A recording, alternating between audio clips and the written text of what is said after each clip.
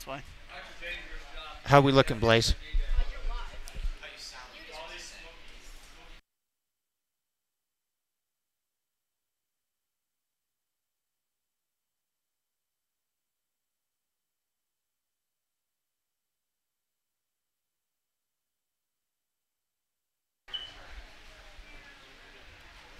Good afternoon, everybody. Welcome to All City Field for the 5A State Championship Baseball game. I'm Jeremy Goldson, joined by the much taller and much more handsome Jack Schauer. And we've got a couple of minutes here over the next 15 minutes or so to preview this state tournament game for the Mountain Vista Golden Eagles, a place that they are used to being. But as this tournament has progressed, I think some people are probably surprised to see them here the way the tournament began, Jack. For sure. I mean, they went down really early in that Arapahoe game. Didn't look like a Vista team we've seen at all this year. They didn't look like an undefeated team, only scoring one run off an Alessandro Aragon home run. And after that, it seemed like almost the Eagles slowly just kind of progressed forward game after game and just got slightly better. Yeah, the second game of the tournament, a 2-1 victory over defending state champion Rocky Mountain, where the Golden Eagles scored the winning run in the top of the seventh inning, and then Jack Lifrig threw an electric seventh inning to put the team there. It seemed like getting that win reminded this team that they'd won 21 games in the regular season, that they were one of the elite offenses in the state, that they did belong on this stage. They came back in the third game, beat Pine Creek to advance to the weekend, but still no margin for error. No. Certainly not, especially against a good Heritage team here. They've beat them twice this season already. First game was against Egloff. Last game was in the tournament. They beat them 6-0, but really it was almost a bullpen game for them. So it wasn't like Heritage was putting their full effort forward in that one necessarily. But I think really today is going to be a testament to if this team really was what we've seen all season long. But for both of these teams, in a way. For both of these teams, Heritage won their first 3 games of the tournament. The decisive one last weekend, a 7-4 win over Arapahoe, their rival school. And then yesterday, as Jack mentioned, these two teams played in the early morning game, a game that didn't necessarily have much impact for Heritage, having not lost a game yet. They were going to play the game that starts at 12:30 here no matter what. For Mountain Vista, they had to win. They turned to their ace, Sam Ireland, and he pitched like an ace. Yeah, he did all year. And really, the only bad game he's had was that first game in the tournament against Arapahoe. And other than that, he's been almost flawless. In 2 games, really, he was flawless. And today, I think it'll, be a proving time for Jack Lifrig to see really if he's ready for this team. He's act like it all year. He's got a 1.98 ERA. He's been a solid pitcher all year, but I think this is probably the biggest game for him in his high school career. We'll talk much more about the pitching matchup in a moment. In the game this morning, Mountain Vista again needing to win to advance. They faced off against a Mountain Ridge team that had pitched a spectacular game from their ace Brooks yesterday afternoon to beat Arapahoe 1-0. Mountain Vista had a little bit of a trick up their sleeve. It's sophomore Ben Cole, who might be the story of the tournament, having to come on to win 2 elimination games for the Golden Eagles. In just a moment, we are going to interview the sophomore sensation, although I don't think anyone really wants to be called a sophomore sensation. Just a moment, we'll be right back with Ben Cole.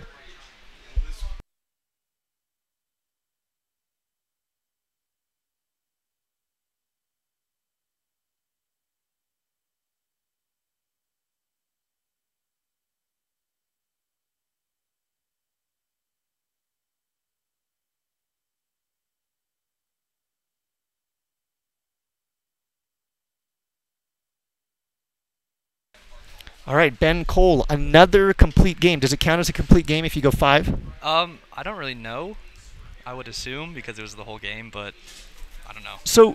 So many questions to ask you, but the big question is when Coach Q comes to you or late 2 weeks ago and says you're pitching, what's your thought like, I'm ready, or are you like, oh no, please not me? What are you thinking? Well, before this, I had no varsity experience, so I was really nervous, and I just want to thank my team because they're there with me through the whole time, and they calmed me down before the Pine Creek game and before this game. Yeah, the Pine Creek game is the one that really caught everyone off guard. I mean, I think even until 48 hours or 72 hours before the game, there were people hoping that Clay Burke, the super transfer from Mullen, who hasn't thrown an inning this year, was coming on, and yet you stepped in. It didn't look like you didn't belong. Was there a moment in that game where you thought to yourself, oh, okay, it's just baseball? I kind of did that in the first inning because they just were talking to me like it's just another baseball game, just to treat it like that. Yeah, tremendous. It seems like your attack as a pitcher is to keep the ball down and to really locate as much as you can. Against Pine Creek, I think you had 2 pitches above the waist. Anything specific about that, about your technique, your approach? It's really just Grant behind the plate just calling pitches and making sure I keep it low. Yeah, and you really have both games in the tournament, and those metal bats, Mm-hmm. Ball goes out of there anywhere. Any moment against Mountain Ridge or where you felt undue nervousness other than, hey, we win, we go to the state championship game? There was a little bit before the game, and then when they put up 2 in the first inning, that just gave me a lot of confidence, so I could just pitch with the lead. It's so fascinating. We talk about that all the time on broadcast, this idea of pitching with a lead. But as a baseball player, try to put us in your brain. What does that mean? So basically, when you're pitching with the lead, it's kind of just like throw strikes because you have the lead. So it's like it's okay if they score a couple runs because you're already winning, and just throw strikes. Like you can't walk people because walking people just hurts you. So. And you didn't walk anybody, have you? No. Yeah, not all tournament. So. I don't think so. That's really impressive. Talk to us a little bit about the mood in the dugout. This team expected to be playing in this game, but certainly after the loss to Arapahoe, everybody was pretty tight. Yeah, after the Arapahoe game, it was just like a wake-up call for us, and we came out with a lot more energy against Rocky Mountain, Pine Creek, and then Mountain Range. And are people loose? Are you tight? Is it hard to say? I don't really know. We're just a lot looser now, and we have a lot more confidence and energy. Yeah. As you look at these seniors, these guys, all of these Division I prospects, is there one guy on this team who sort of is the weather maker, sets the tone for the team? It's not just one guy. It's all the seniors and all the upperclassmen. They're all leaders here. That's fantastic. Any thoughts for the game against Heritage? A little scouting report? I don't know. Just expect a dogfight. It's going to be a close one. Absolutely. Ben Cole, 2-0 in the state tournament. His first varsity appearances for Mountain Vista, both occurring in must-win games. Maybe the pressure's on for you next year. It's hard to say, but congratulations. Thank you. You bet. We'll be back.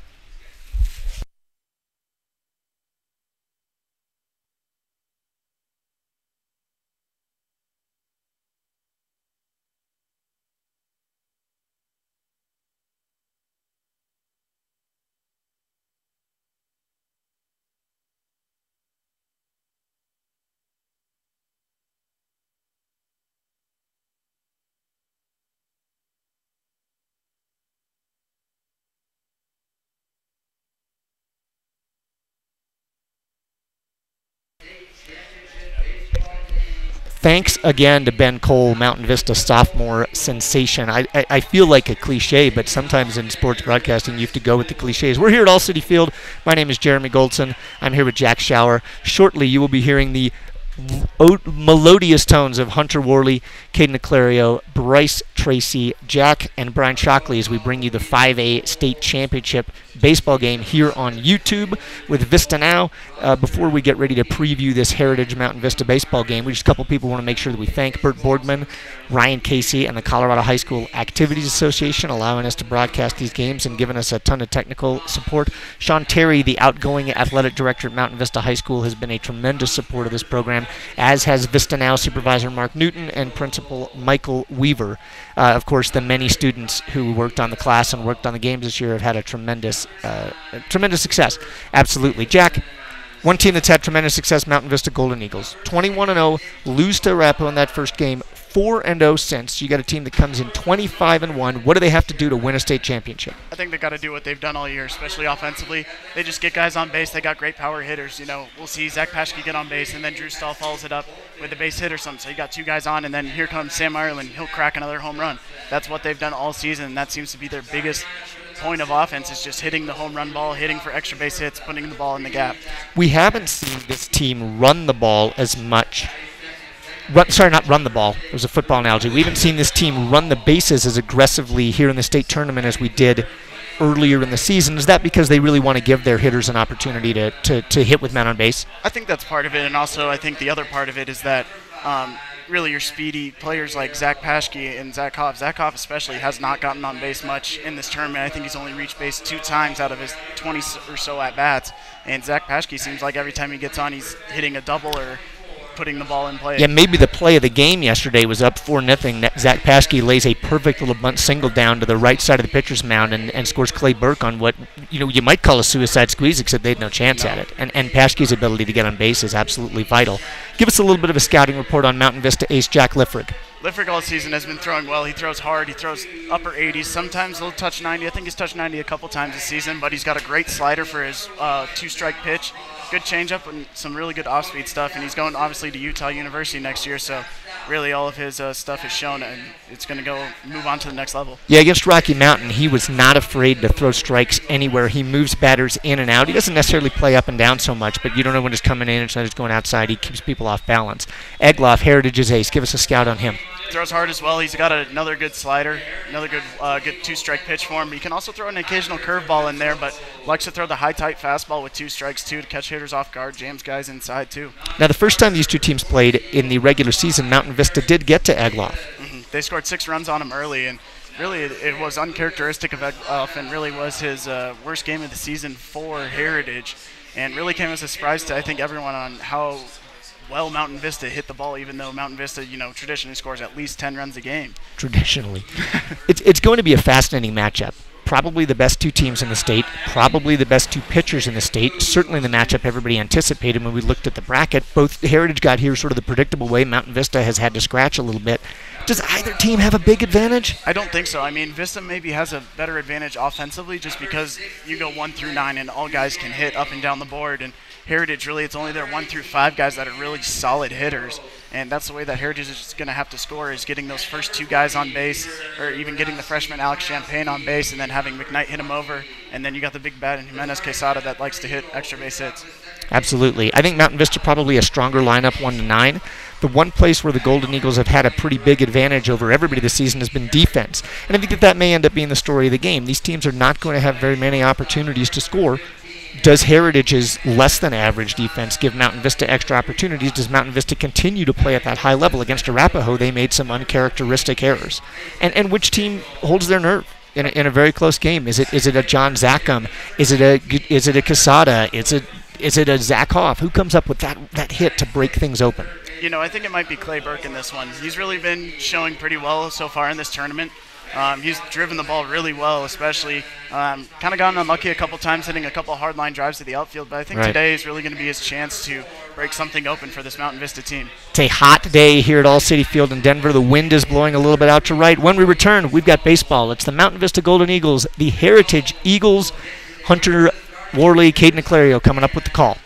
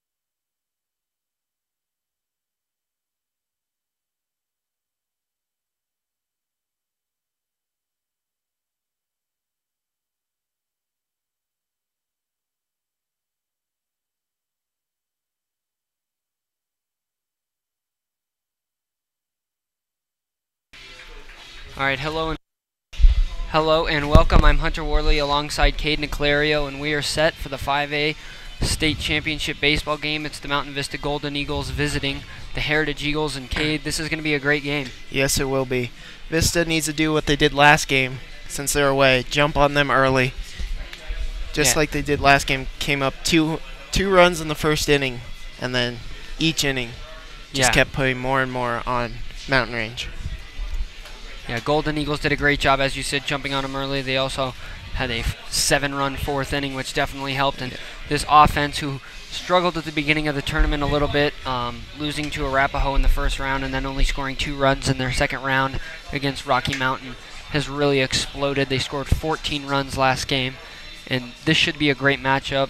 2 of the best pitchers in the state of Colorado going at each other.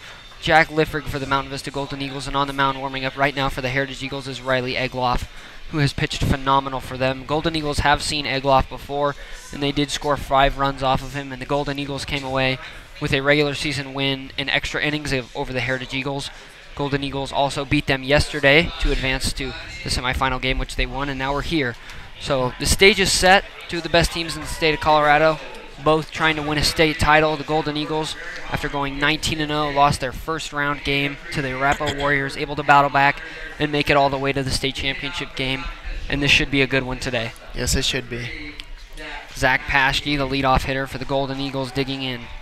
Paschke's been a great leadoff hitter, has, I believe, 4 leadoff home runs for the Mountain Vista Golden Eagles this year. He'll dig in against Egloff to start the game, and the first pitch is chopped foul. So Paschke in an 0-1 hole. Well, Cade, what are you expecting to see from Zach Paschke today in this first at-bat? Well, I'm going to see him use his speed a lot. Definitely even drop down a bunt, get inside the heads of Heritage, make them make a good play. Yeah, Zach Paschke has so much speed and so much power. He's such a tough player to get out, and then you have to face players like Drew Stahl and Sam Ireland behind him. Just such a well-rounded Mountain Vista lineup, as we've said all year. So Egloff rubbing up the new baseball that he got. Count is 1-1. Trying to correct the scoreboard here at All City Stadium. Championship Sunday. It is a packed house on both sides of the stands. Everybody here trying to find out who's going to be the new state champion in the 5A boys baseball division.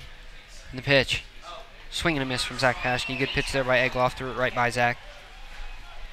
Egloff is going to come at you with a lot of power, and he's got really good off-speed stuff. He keeps hitters guessing. Is not afraid to throw anything in any count. He does a great job for the Heritage Eagles. He's been their rock all year. And that ball's in the dirt. Yeah, Vista's definitely going to have to jump on him early, try to get him out of the game, get to their bullpen. Yeah, the sooner the Golden Eagles can get to the bullpen, the better. Both pitchers most likely not going to give in.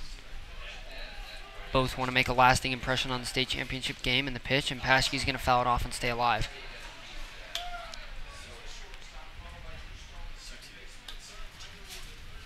So the Golden Eagles did carry off of the home runs last game by Clay Burke, which was absolutely crushed to right center field. Yes, it was. And Grant McGill also hit one, and both players doing a great job. Zach Paschke swinging through the 2-2 pitch, and that's going to be the first out of the game. Little mishap on the throw around there as catcher Hutchison threw it over Comiskey's head. Ball went into left field. Now back to Egloff, and Drew Stahl going to dig in with 1 out and nobody on. Drew Stahl, the power-hitting right-handed hitter. Digs in for his look at Egloff, and he's going to swing through that one. Nice pitch there. Egloff is definitely going to try and throw it by you. He's got great speed, and then he'll come at you with that off-speed and try to get you to chase out of the zone. Yeah, being in an 0-2 count against Egloff is not where you want to be, and that's where Drew Stahl finds himself as he swings through the second pitch. So 2 swinging strikes from Drew Stahl, and Egloff is quickly ahead 0-2. We'll see where he wants to go with Drew Stahl here in the pitch. He goes with a fastball, and he throws 3 fastballs right by Drew Stahl for the second out of the inning. Second strikeout, both swinging so far here in the game for Egloff. I think Drew was looking for an off-speed there, and Egloff just knew he could throw it right by him. He did just that, and now Sam Ireland, the power-hitting righty who led the team in home runs, is going to step in. Pitch. Ireland swings through it, and Egloff looking really sharp here in the first inning. Yes, he is. Got a good defense behind him. The rock of this defense is Jimenez Quesada, the shortstop, who also hits third, and that ball's tapped foul. Seems like Egloff's throwing in on the hands of both so far, both batters, Drew and Sam. Yeah, worked Paschke a little bit different. However, I definitely agree with you, pounding all those hitters hard and inside, and we'll see what he goes with here. Ball's driven high and deep. Left center field, playable. And under it and making the catch is Mitchell, and that's going to end the frame. Ball was hit sky high by Ireland, but not a problem for Mitchell, and a 1-2-3 inning for Egloff.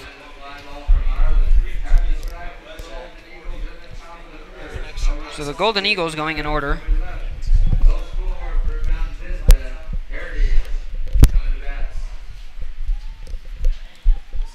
So we will see Jack Liffrig come out and throw for the Golden Eagles. The power-throwing left-handed pitcher has been the rock of this Golden Eagles pitching rotation. Sam Ireland has thrown Sam Ireland threw 2 no-hitters in the regular season. Do you know how many he threw? Here.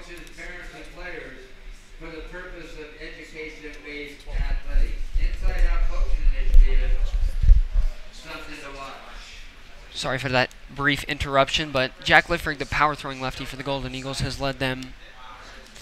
He's been the rock of this pitching rotation, as I was saying. Sam Ireland did throw 2 no-hitters, but Jack Liffrig really showing he's a pitcher only. He's the PO of the staff for the Golden Eagles, the one that they look to for their leadership, and he has done just that. He's pitched phenomenal all year, led the team in strikeouts, ERA, and he is just a dominant pitcher here in the state of Colorado. Yeah, looking to see if he can keep it up here in this game. One thing that I think Jack does that most people don't appreciate, that you can't see on paper, is the pace of play in which he plays. He's going to throw very hard, and he's going to go right at you, and then he's going to get right back on the rubber and not waste any time. So Jack, one of those pitchers who just works so quick and doesn't really give hitters a chance to even get in the box. As soon as you step in, your pitch is coming at you. So we'll see what Lifford can do today. Yeah. Trying to match Egloff today. Egloff threw 12 pitches that inning, so Lifford trying to do the same. Very efficient inning there in the first by Egloff. Champagne, McKnight, Jimenez, Quesada, the first 3 hitters for the Heritage Eagles, and stepping in first is the second baseman, Alex Champagne, number 2. Champagne with a lot of speed, and that's going to draw Ireland just short of that grass line at third. Liffrig stepping on the mound for the first time here in the state championship game. He appears to be ready. He's looking into McGill for the sign and the leg kick, and here's the first pitch. He's going to catch the inside corner, and first pitch from Liffrig is a strike. Lifford going right at Champagne right there. A hard fastball inside to start the count on Champagne, and McGill setting up outside on this one. Champagne chose the bunt, but the pitch is going to be low, so 1 ball, 1 strike.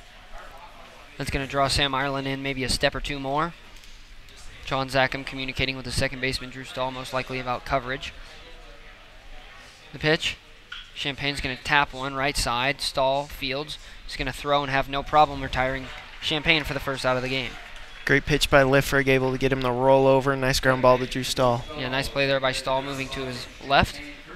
And digging in is going to be the right fielder, Eric McKnight, who has played very well in the 2-hole for the Heritage Eagles. Last time he faced the Golden Eagles, in the regular season when he faced the Golden Eagles, had a very good game. Liffrig is going to throw one up and away. It's going to be 1 ball, no strikes.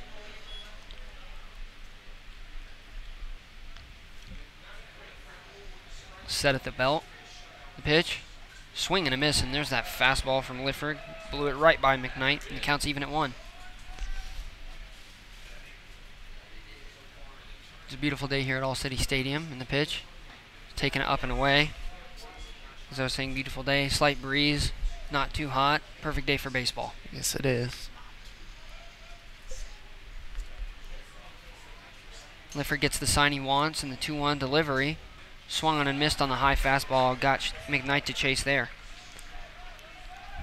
So in a 2-2 count, Lifford comfortable throwing nearly anything, and we'll see what he's got here. What do you think he's going to go at him with here, Cade? Possibly curveball. Pitch. It's going to be a fastball that catches the outside corner, and that's going to retire McKnight. Nice pitch there by Lifford. Perfect location. Yes, it was. Just getting that outside corner. If he can... Sorry to cut you off, Cade. Able to get him just to look at it. Yeah, if he can catch that corner all day, that's going to be a great pitch Lifford can go to. And now stepping in is Jimenez Quesada, who's been really the best hitter on this Heritage lineup in their 3-hole all year. He's led the team in home runs and RBIs, and Lifford going to have to retire him here with 2 outs. Nobody on. That ball is going to be lined foul. Jimenez Quesada late on the fastball, but he hit it well and down the line.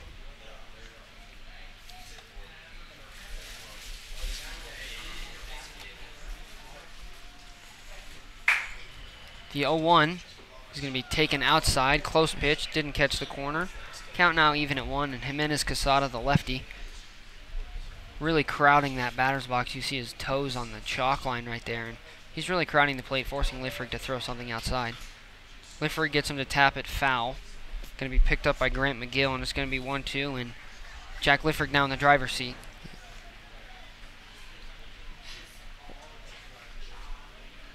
We'll see if he goes to a fastball, try to blow it by him like he did to McKnight. Defense straight away for the Golden Eagles in the pitch. It's going to be lined, hit hard and fouled just over the bleachers over there on the left side.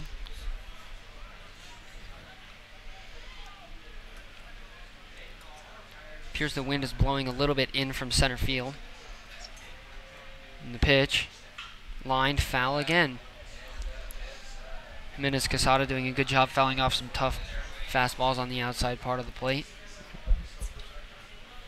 Protecting that outside corner. You can tell Lifford wants to get that call again. Shaking off the first sign you guess from McGill. Here's the 1-2. He's going to throw an off-speed pitch. It's going to be down and out for ball 2. Count is now even at 2. Both of these teams, I feel, deserve to be in the state championship game, and should be a good one here. And that ball is going to be tapped again to Stahl. High hop. He's going to field it, throw over to first in time, just in time to get the very speedy Jimenez Quesada. So 2 ground balls to Drew Stahl and a strikeout is how Jack Lifford's first inning goes. He throws 15 pitches, 3 more than his opposing pitcher, Egloff. But nonetheless, a scoreless first for Jack Lifford, and Egloff out for his second inning of work. Both pitchers looking good early. Yes, they are. Getting these batters to chase and look and ground.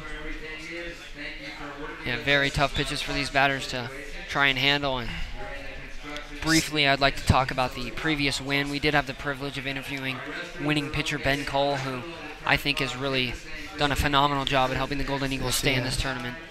Coming in as a sophomore, making his first varsity appearance in an elimination game against Pine Creek, who was ranked 2nd in the state coming into the tournament. And he was able to hold them just enough to get the win and squeak out of that 3rd round for the Golden Eagles, and just got the win here today to get him to the state championship game, and pitched really, really well.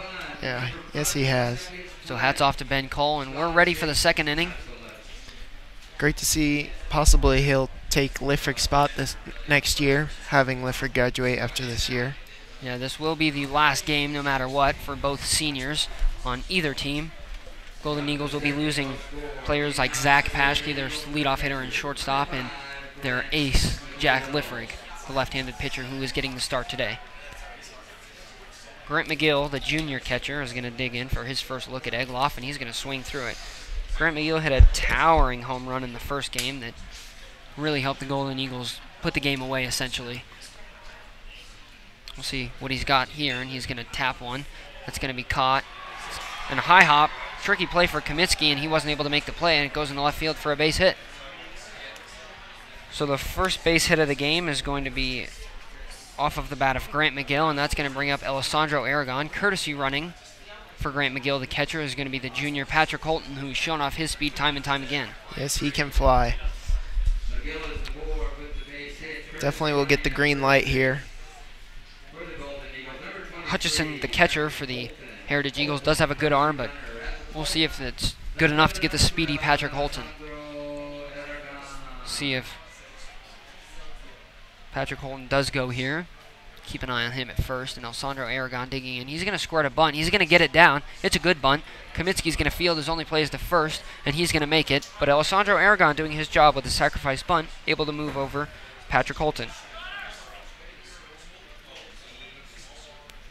That's what you want to do. Get the runner in scoring position, even in this championship game. Yeah, Golden Eagles aren't a team that bunts a lot with power hitters, especially like Aragon, but I think the approach here in the state championship game is going to be small ball in order to win. So John Zackham, who has really been one of the biggest clutch hitters for the Golden Eagles here. Game against Pine Creek was tied at 1 in the top of the 7th inning. The runner at second, 2 outs, down to his last strike, and he hit a ball off the center field wall to get that run in and give the Golden Eagles the win. So Zackham, a clutch hitter here in the postseason so far. We'll see what he's got in the state championship game. He's going to take a fastball inside for a strike. Caught the corner there. Zackham, the big righty, trying to put a ball in play against Egloff. Holton with his lead at second. Held on by Champagne. He'll fade away, and Zackham is going to drive one deep down the line and foul. Had the distance if it would have been fair, but foul by a good margin. Yep. Again, we're seeing batters late on Egloff. Throws very hard. Waiting on deck is the big DH Clay Burke, who also hit a home run last game. Zackham in an 0-2 hole against Egloff. Holton with his lead at second. The pitch. Zackham grounds one through the hole. Champagne's going to have a long run to get over there. He's not going to be able to make the play. And Patrick Holton's going to get the green light from Zach Higgins. And the Golden Eagles strike first here in the state championship game. They lead 1-0. Well, that actually worked out for John Zackham. He tried calling time, and the ump wouldn't give it to him, so he pokes it in the right field. Yeah, that's a great play there by Zackham. The RBI base hit in the perfect place as Champagne was trying to hold Patrick Holton on. However, wasn't able to get to a softly hit ball that most likely is just going to be a routine out if Champagne is playing where he normally does, but he was shaded toward the middle of the field and able to get the base hit as John Zackham. Time was never called, I believe, and John Zackham going to move up to second base, being told to come back by first base umpire, however. Trying to be a little bit sneaky there is John Zackham, and if it would have worked, it would have been a smart play. Yes, it would have.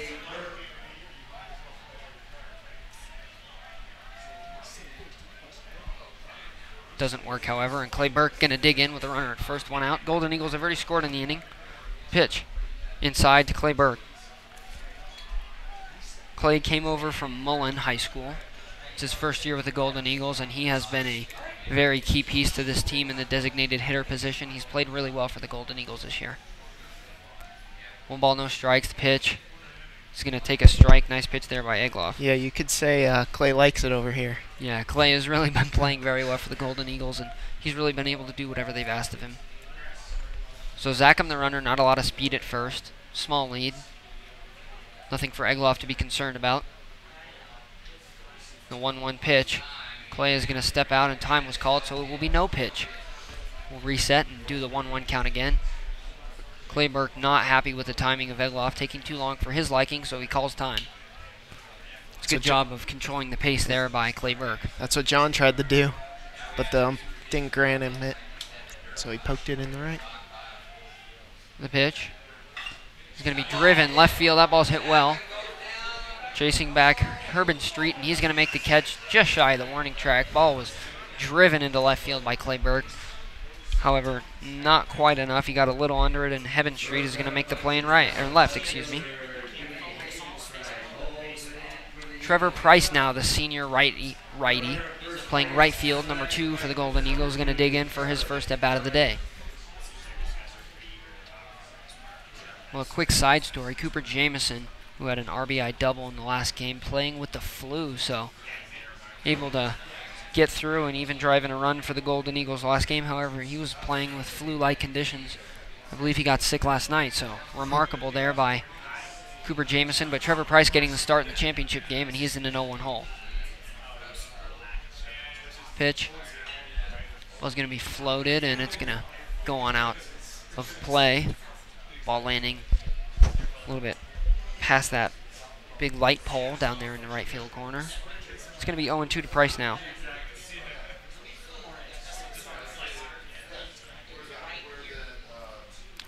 The speedy Zach Hoff waiting on deck. See if he gets an at-bat as Price is down 0-2 to Egloff in the pitch.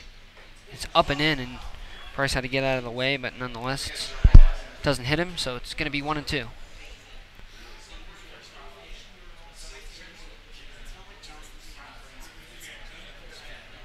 The visiting Golden Eagles lead 1-0 after the John Zackham RBI single. And Trevor Price is going to go down looking on a pitch that just got the outside corner from Egloff. A nice location there. And Jack Lifford now heading back out onto the field with a lead. Golden Eagles strike on the John Zackham RBI single that scored Patrick Holton. And a good inning for the Golden Eagles. Runs may be a premium in this game, so they'll take what they can get. Egloff only throwing 12 pitches again. He had very weak contact, even though Vista scored 1 run. They aren't big hits, except for Clay's hit to the warning track was the hardest hit ball this game so far. Definitely both pitchers most likely not going to give in. And the left-handed pitcher, Jack Liffrig, heading back out for his second inning of work. His counterpart did give up a run, so Liffrig now pitching with the lead, trying to get the Golden Eagles back in the dugout. And we're kind of seeing that early in the game are a lot of deciding plays and a lot of times where the games are decided is in the early innings, so you have to be able to play throughout the entire game. And Jack Liffrig, if he can get the Golden Eagles back in the dugout with a 0 on that scoreboard, that's going to be a huge momentum, I believe, momentum booster for the Golden Eagles, and we'll see what he's got. Yeah, very well helps to jump on teams early and put the pressure on the opponent. So Mitchell, Kozlowitz, and Kamitsky are the batters due up for the Heritage Eagles. Center fielder Mitchell is going to have his first look at left-handed pitcher Jack Liffrig.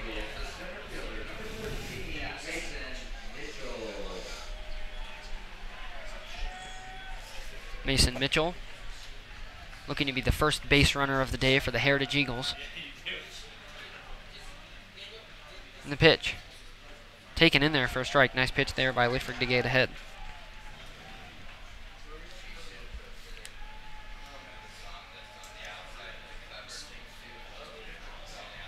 Taking his time and controlling the pace is Mitchell. I think the Heritage Eagles might have to do that if they're going to be able to try and find an answer for Liffrig, as he likes to work quick. Maybe slowing the pace down is how they get to him. They're calling lots of timeouts. So far we've seen, I believe, 3 or 4 hitters call time in the box. The 1-1 pitch is going to be chopped. Moving across the infield's island, gets a high hop. He's going to throw on the run, and he's going to make the play for the first out of the inning. Great play by Sam, not letting that bounce again, taking it on the big hop. Yeah, the high chopper, not a problem.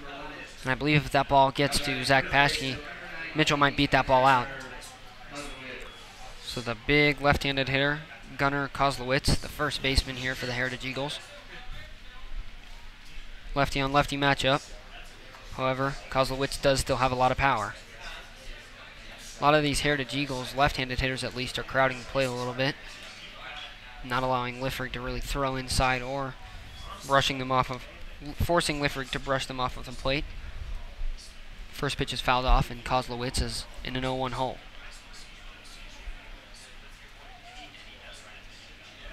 The pitch, lined. Drew Stahl is going to make the diving catch. Nice play there by Stahl, moving to his left. Really nice play there by Stahl, able to leave his feet and make the catch.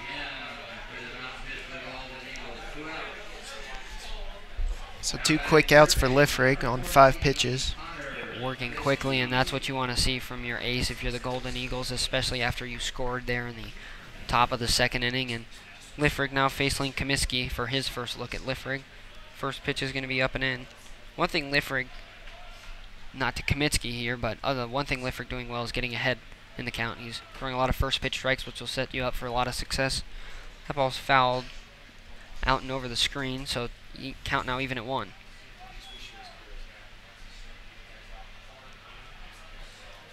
The 1-1 pitch, lined, foul down the right field line. Kaminsky hit that ball well, but just a tad late. And Liffrig now in control, 1-2.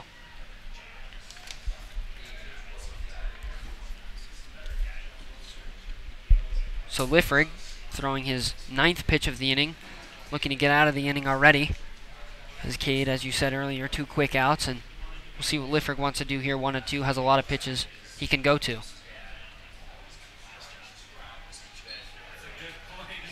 The 1-2 delivery, swung on and missed, and Jack Liffrig working through the second and only 9 pitches, 3 up, 3 down again.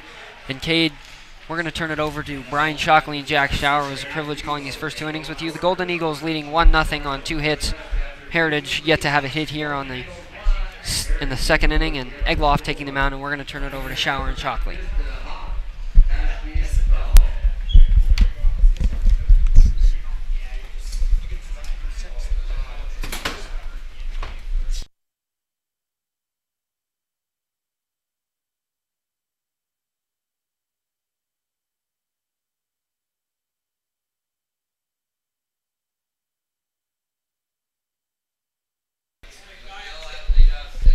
Alrighty, coming to the top of the third inning here. Egloff out for another inning of work. Been pretty solid so far in this game.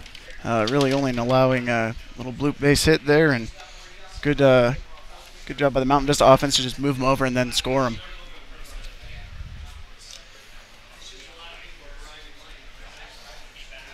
Leading off for Mountain Vista will be the center fielder, Zach Hoff.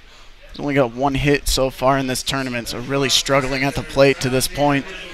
But definitely a good speed threat for Vista if he does get on.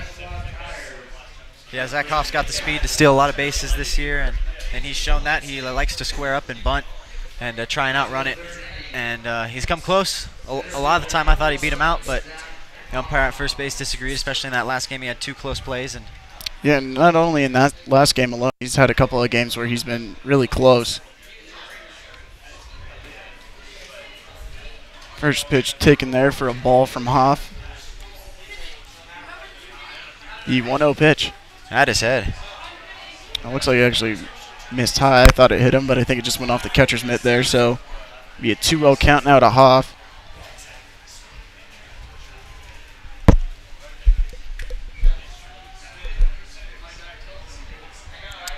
Two-0 pitch. Be in there for a strike, so it'll be 2-1 now.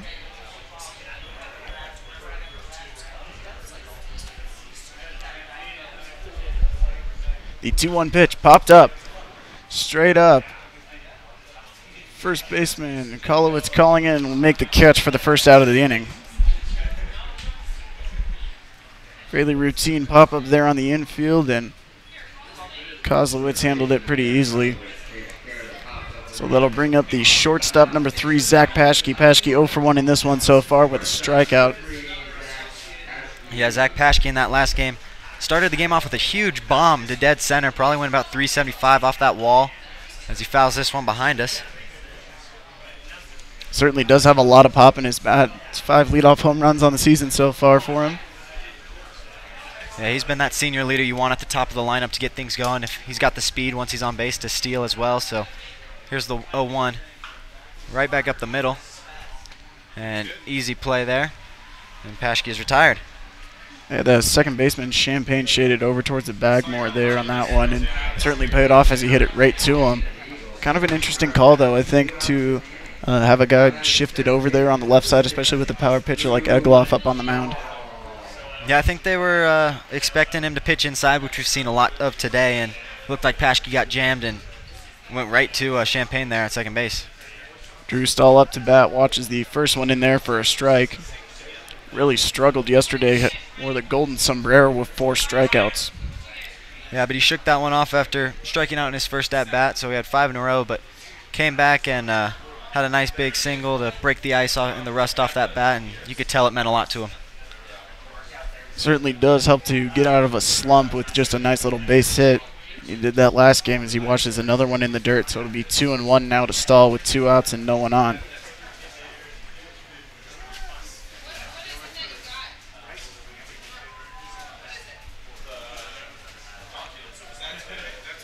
The 2-1 pitch to Stahl.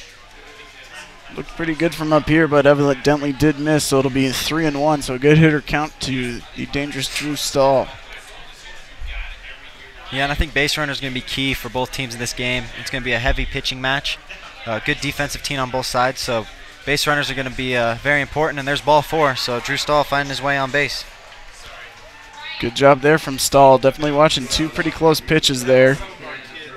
So he'll get on base, and now Sam Ireland will come up to bat. 0 for 1, flew out to center field in his first at-bat. Certainly a big bat for this Vista lineup, hitting .448 on the season with 11 home runs. Yeah, Sam Ireland in that first inning was the only one to make contact on Egloff, and he popped up to the center fielder. So this is their second time coming through against the ace pitcher for Heritage. The first pitch to Ireland, swung on a miss, took a big swing at that one, but it was pretty low. I don't think it was even in the strike zone. Misses rather poorly. It'll be 0-1 now.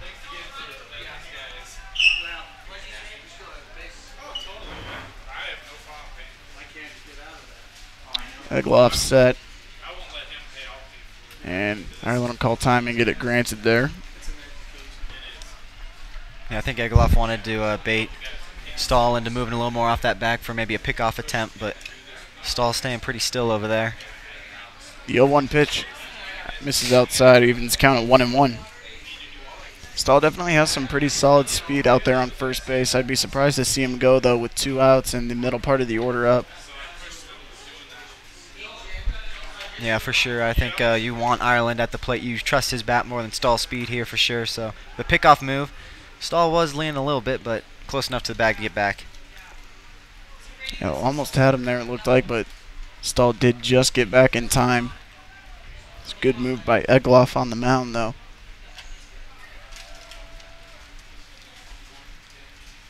Another pickoff over to first, back in time. That was close. Stahl had a rather big lead there that time, so probably a good idea to keep him close now.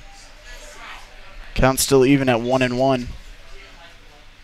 Another pickoff move over to first and not in time. Trying to surprise him there with a quick one, but Stahl was ready for it. Yeah, I think Stahl's lead's going to get a little more conservative now with 3 back-to-back pickoff moves, although he is jumping down on that first base side. And another pickoff move. He's in his head at this point. And the Golden Eagle fans are cheering as they know that Stahl is working Egloff pretty good right now. Yeah, certainly is does tire a pitcher out when you have to have a lot of pickoff moves over to first base. So the 1-1 pitch finally delivered here, and it misses outside for a ball. So I think Stahl certainly in Egloff's head over there at first base, really making him throw a lot over. Yeah, pretty packed stands for both Eagles, Heritage and Mountain Vista. As, here comes the 2-1 pitch. This one popped up and fouled back. It will now even the count at 2-2.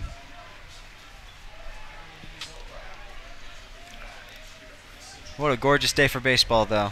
Can't ask for a better championship game. Beautiful day, just beautiful day. Certainly is. Up in the 80s today. Just a slight breeze coming out of left field. The 2-2 pitch inside, so it'll make the count full now 3-2.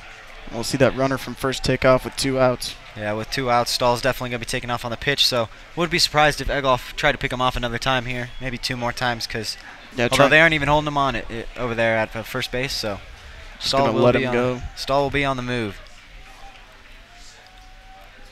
3-2 pitch swung on and missed by Ireland for strike 3. Good pitch from Egloff there. Got him to chase that high fastball right about chest high, and you know they teach you above the hands don't swing, but that ball looked so pretty coming in. I bet Ireland thought he could crush it. Certainly those high fastballs do look nice coming out of the hand of the pitcher, but very tough to hit when they are up there.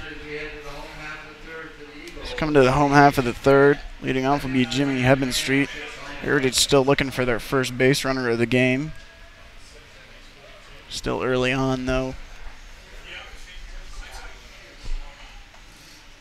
Yeah, Jack Lifford's faced 6 batters and put all 6 down, so he's had himself a pretty good game so far. Hopefully he can keep this up and keep the Heritage Eagles off the base. Certainly has looked good in this one, really spotting his stuff well, and his 2 strike pitches, the good curveball and slider, also mixing in a changeup here and there, it looks like. Really working well.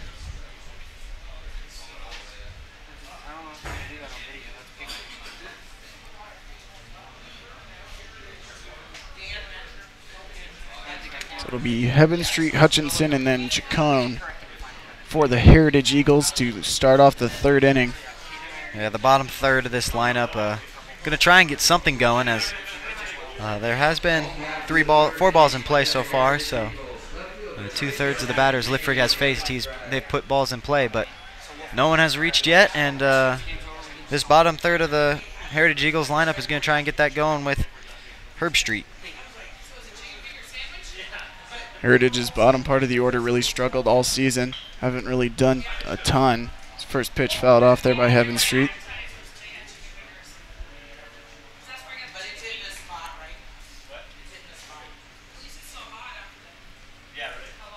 Looks like a ball did come back and play there, so clear that one off the field. We'll have an 0-1 count here to Heaven Street. Pitch grounded to the second baseman Stahl. Easy play for him. Throws over to Zachem at first to record the first out of the inning. That's the third play Stahl's made, or fourth play actually Stahl's made today with the line drive and 3 ground balls. He's playing pretty sound over there like he has all year. Yeah, certainly probably the best defensive second baseman in the state. Really plays well, and certainly played well yesterday in Heritage. This one grounded, and it'll get through. Or Stahl picks it up actually, but misses first base, and it'll go right to the backstop.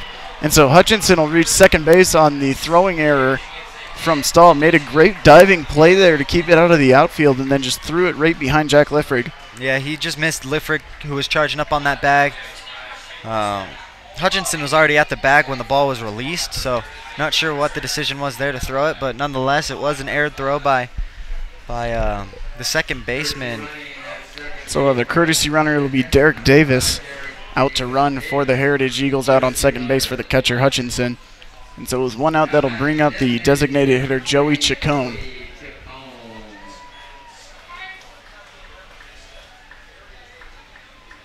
So with Davis on second base, Heritage does have a decent amount of speed out there where a base hit could score him. As he squares the bunt. Squares around the bunt. Runner takes off for third base. Ireland not really paying attention, but got they'll him. still throw him out. And that looked to be like a bunt and run, and either the coach is barking at the pinch runner there, so he had a poor jump and not sure what the decision was there to go, but nonetheless, McGill with a strong throw to Ireland. Ireland was surprised to see the ball coming at him. Yeah, I don't think they were really ready for the runner Davis to take off, but Ireland looked surprised, but still caught the ball and tagged him out at third base there. The 0-1 pitch, chopper right up the middle. Paschke charging onto it.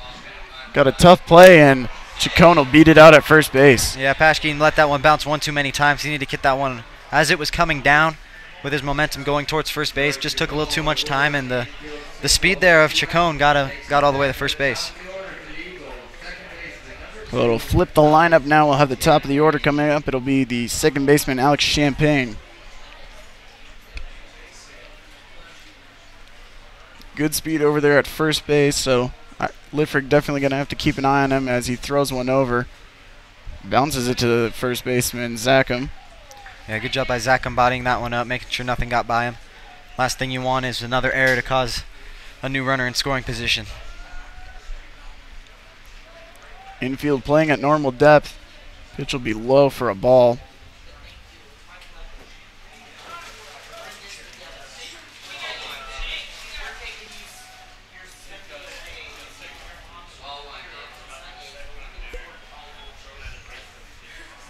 Another pickoff over to first base. Chacon saw that one coming, though, and is back in time safely.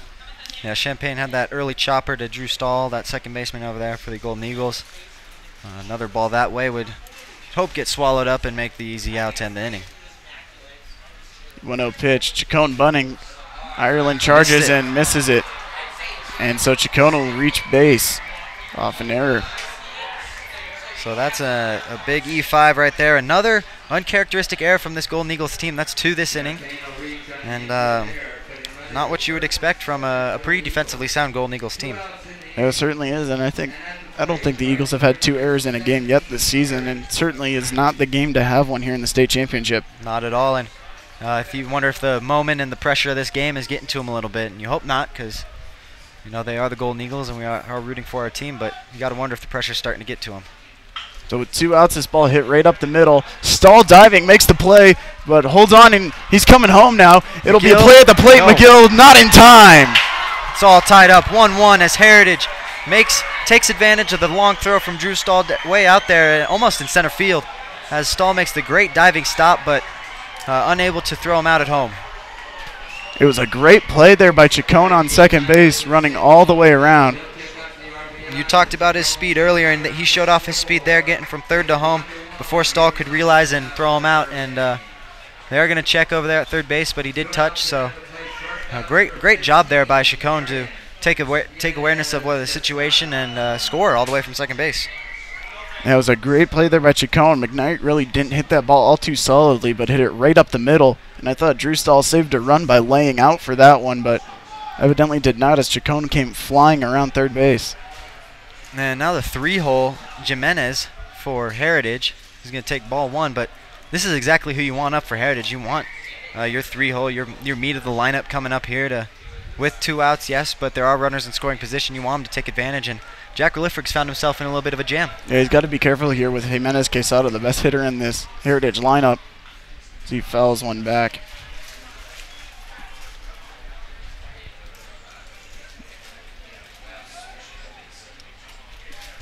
And it was just a moment ago that the third base coach, Tyler Monroe, also the head coach of the Heritage Eagles, looked like he was in a little bit of an argument with Coach Q. Yeah, Q came out of the dugout to discuss something, but went back in. This ball pulled foul. Yeah, Coach Monroe and Coach Q both have known each other a long time. They actually used to coach together, and so that kind of rivalry has been established and been around a long time. You know, these two teams want to beat each other.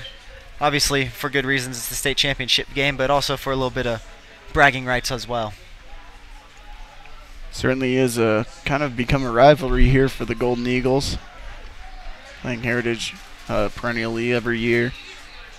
Yeah, this is just the third. This is the third match of this year alone between these two teams. Mountain Vista coming out on top by 1 in extra innings at Mountain Vista, and then early in the playoffs, 5-0. Another ball fouled off there from Jimenez Quesada. So it'll be a 1-2 count, 2 outs, runner on first and second, and a tie ball game. Umpire having to collect a couple of balls, probably just running out of them out there on the field with how many foul balls that Heritage has hit in this inning alone. Yeah, Heritage making good contact this inning. They're starting to get to Liffrig a little bit, but nonetheless, Liffrig up 1-2 on this pitch. Looked like an off-speed pitch, but stayed a little bit high. Aragon charging in, going to make the catch in left field to retire the side. So Heritage benefits off of 2 Mountain Vista errors to turn one around and score. 3 hits in that inning alone. And so the game will be tied 1-1. And for the 4th inning, we'll have Brian and Bryce Tracy here for you.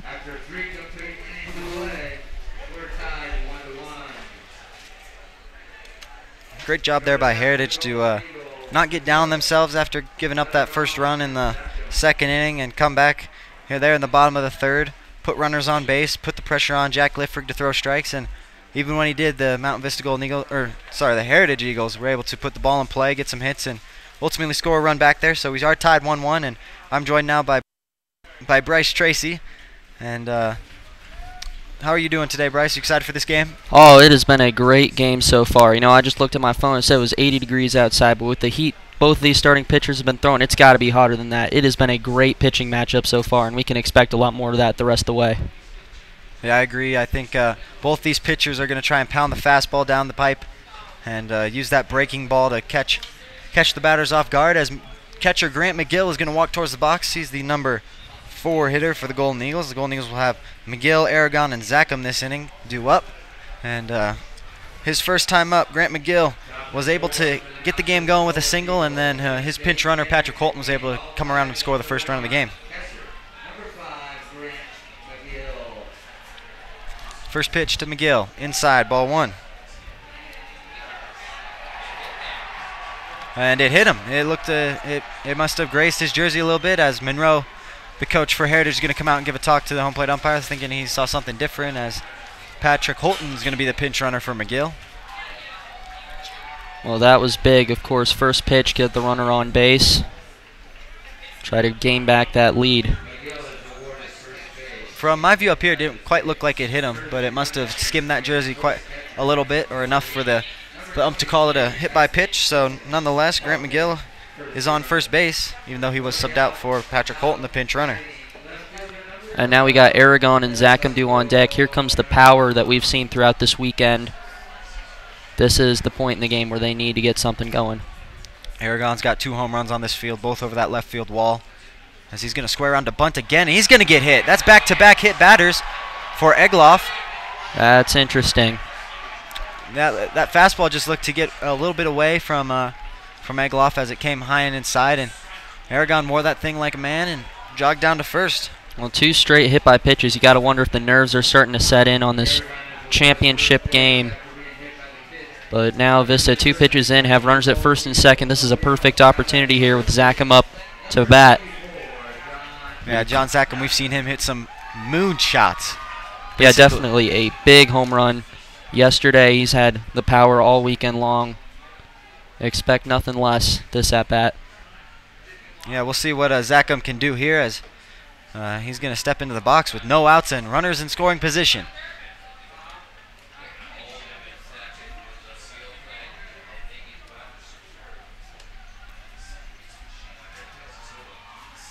The 0-0 to Zackham. In the dirt for ball 1. Well, that's better than hitting her 3rd straight batter, I guess. Yes, it is.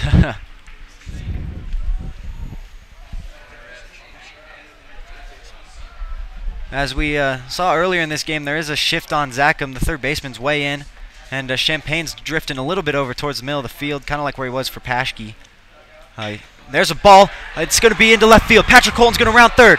The throw to the plate is not going to be in time. Patrick Colton's going to score, and Mountain Vista is going to be up 2-1 on an RBI single from John Zackham. Great job by Zackham there, beating out the shift in the hole in left side, and Holton has some super speed around third there. Easy run scored, and now Mountain Vista back in front. That dugout is celebrating. Yeah, that's the second time McGill has led off the inning, gotten on base, and his pinch runner his pinch runner Patrick Colton's done the rest, getting him all the way home. As Monroe's going to take a trip to the mound and talk to his pitcher. And we knew this was going to be a low-scoring matchup. Every run is crucial, and that Vista dugout and that Vista crowd loud right now. And this is going to be a interesting conversation from Monroe here that might be the decider on how this inning ends, whether it's just going to be 1 run or whether Vista takes over like we saw them do in the 6th inning yesterday against Heritage. Yeah, there is no activity in the Heritage bullpen, so they are going to keep Egloff in the game right now as he starts walking back towards behind the mound and communicating with his infield. But I think the message from Monroe there was just settle down. It's just 1 run. We're still in this game. There's nothing to be afraid of. There are no outs, however, so he probably was talking double play strategy for sure. Especially with Clay Burke up, who had hit an absolute moonshot against Mountain Range a couple hours ago. Yeah, he hit that thing to right center field, and that thing was good 370 off the fence. So Clay Burke definitely has a power. As that one's right back up the middle. Base hit. Alessandro Aragon's rounded third. The throw ain't going to be in time, but they're going for third for Zackham, and Zackham's going to be out by a mile at third. Well, at least for Heritage, they're going to get the out there, but a great hit by Clay Burke right up the middle. And Aragon, of course, has the superior speed around third, and here come the Golden Eagles, starting to take that offensive control here in the 4th inning. Another run from the Golden Eagles, but an out was recorded as Clay Burke gets himself an RBI double.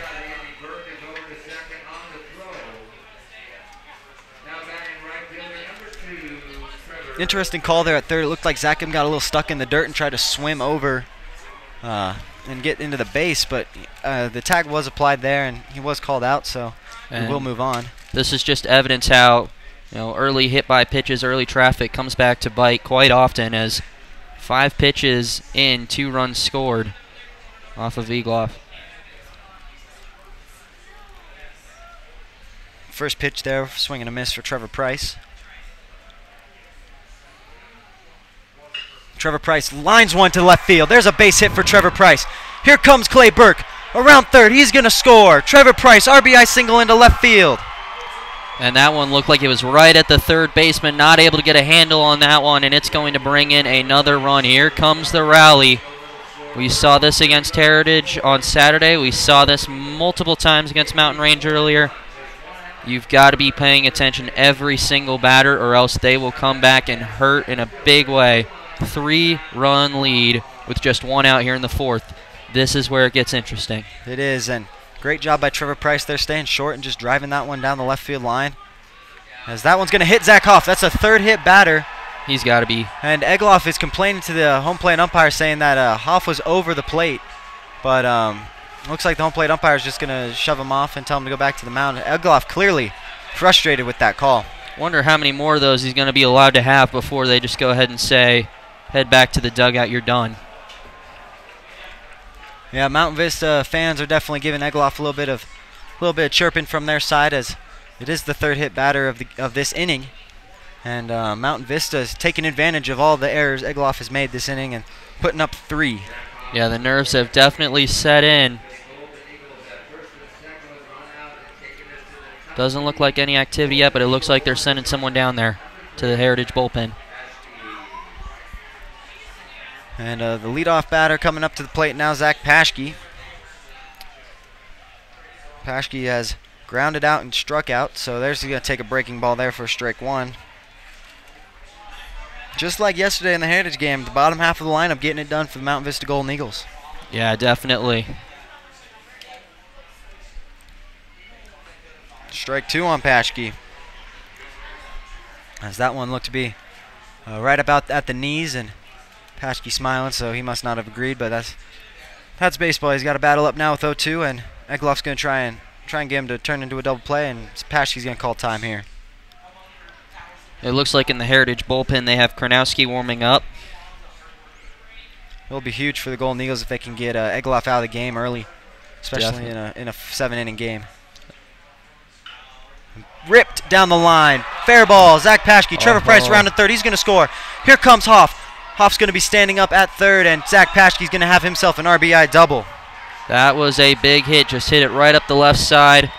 Left fielder had to cover some room to get that one, and there was no way a run was not going to be able to score. And now we have a 4-run lead. What a big 4th inning for the Golden Eagles. And that was a poor pitch placement by Egloff there. He left that one right down the middle for Paschke just to turn on. And with 0-2, that's not where you want to put the ball. Drew Stahl coming up to the plate now. He's got a strikeout and a walk in his 2 plate appearances, as he's going to call time. And yeah, it looks like, looking at the Mountain Range game and this game, that Drew Stahl has come out of his hitting slump. And that's going to be a ball, as we see the Heritage infield is now cutting and playing up on the grass. You can't. I'm expecting that for sure, because 4 runs is a decent amount. They don't want any more to get in, especially with 1 out and no force out on the bases. These bats have come alive this weekend. In the first 3 games in this tournament, they combined for 7 runs offensively. In these last 3 games so far, they've combined for 24. Yeah, these bats have come alive late for sure, and they've needed all 24 of those runs. And there's going to be a bloop to center field. It's going to fall. That's 1. Here comes Paschke around third. He's going to be in. 2 more for Mountain Vista as they go up 7-1 with the Drew Stahl single up the middle. Oh, boy. This is like that 4th inning against Mountain Range where they put up 7 in that inning. They put up 6 so far, and it's going to be quite difficult for Heritage to try to come back from this one, as everybody is jumping up and down in that Golden Eagle dugout. Everybody on the sideline behind the third base dugout, loud and excited. Yeah, it'll be interesting to see if how Heritage is planning on coming back, because Egloff is just being rocked this inning. He's given up hit by pitch and errors, and he's also leaving the ball right over the middle of the plate to be hit up the middle and into left field, as Sam Ireland's going to take strike 1 there, as Mountain Vista batted around the whole order this inning, and they still have 2 outs to give. They've scored all 6 runs on just 14 Egloff pitches this inning. That is incredible. And Sam Ireland's going to reach and drive 1 deep. It's going to be caught out there, and Drew Stahl is not going to make the play, as Mitchell makes the catch out in center field. Drew Stahl is going to hold up there on first base, and 2 outs now for the Eagles. And now the guy that started this inning back up, Grant McGill. As a scorebook keeper, you run out of room on the scorebooks. You got to slide over. It's not a bad problem to have when it's your team scoring all these runs in the 4th inning. Definitely not.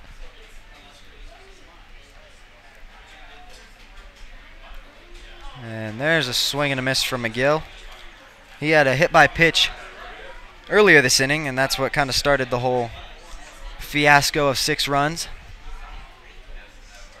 1 of 3 hit by pitches this inning, which is uncharacteristic.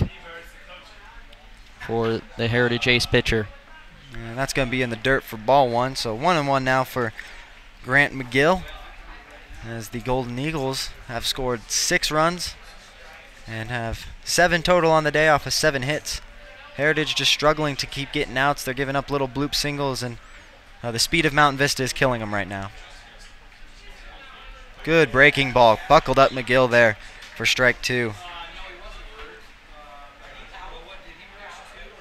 And now it looks like he's starting to get his control back here late in this inning, which if you're Heritage, that's got to be a little bit of a thumbs up, but after the 6 runs, you got to wonder, is it too late?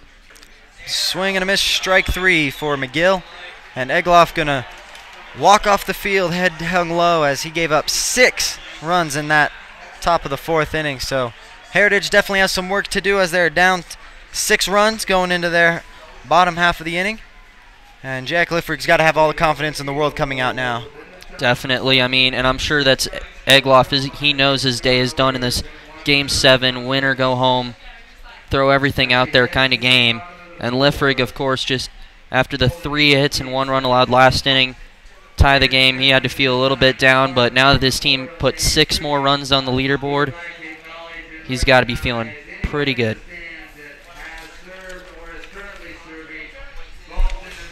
And fans, we remind you always to cheer for your team, but don't cheer against the other team. The Colorado High School Athletics Association reminds you to always keep good sportsmanship and give all the fans a chance to enjoy the game.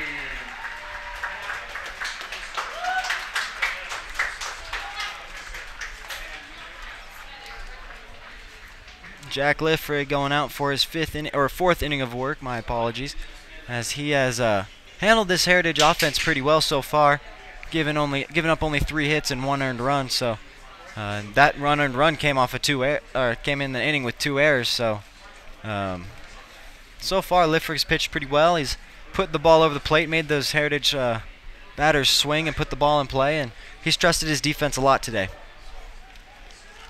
And it looks like that defense is going to be the reason why Liffrig has got to be able to just take a deep breath and throw all the pitches he wants to without too much of a sweat at this point.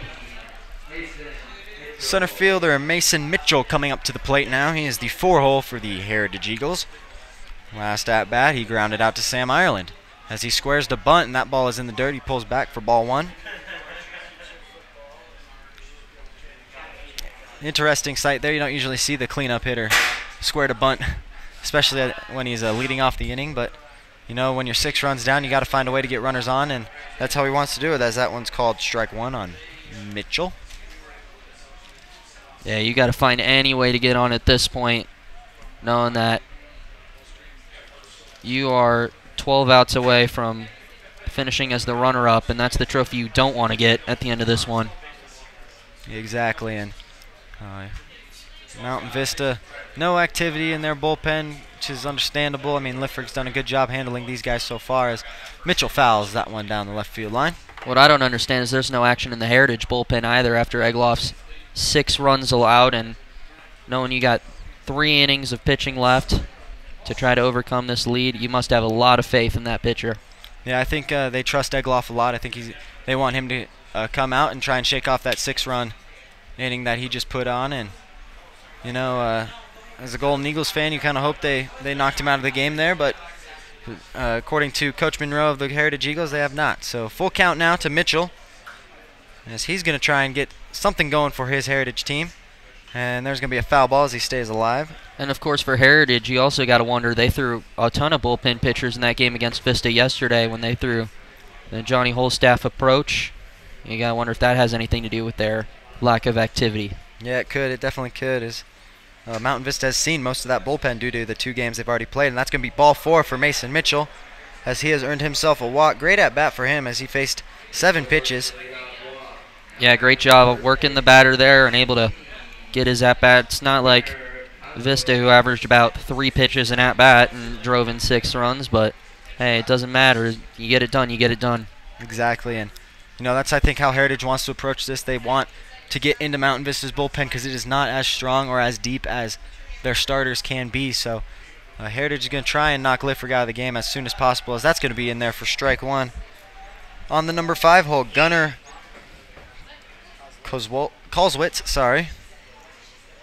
He's the first baseman. He lined out to Drew Stahl, who made a diving play to his left in the second inning. And there's ball 1.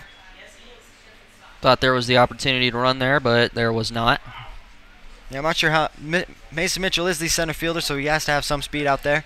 Not sure with being down 6 if you really need a stolen base here or not, but nonetheless, he is in Liffrig's head a little bit, it looks like, so Liffrig will deliver home, and that's going to be strike 2. In this kind of game, any sort of strategy that works, you got to put out there. I mean, there is no tomorrow. It's all or nothing today, so you got to put it all on the line between the lines on the field, and you got to put it all out there if you're both these teams. The 1-2 from Liffrig, the pickoff move, and that was obviously not his A move as he flipped that one over to John Zackham.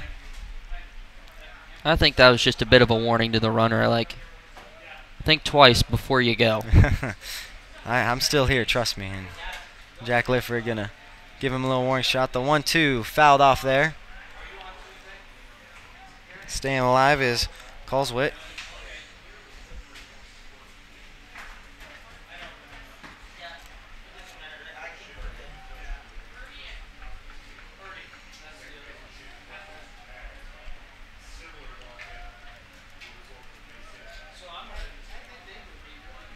One-two count on the batter. Jack Lifford gonna try with no outs still. Jack Lifford gonna try and get a double play ball, and that's gonna be fouled off as that one was high, and check swing gonna foul that one off. So staying alive is the first baseman. I think he was a little bummed out on that one. Check swing unfortunately fouls it off instead of evening the count up.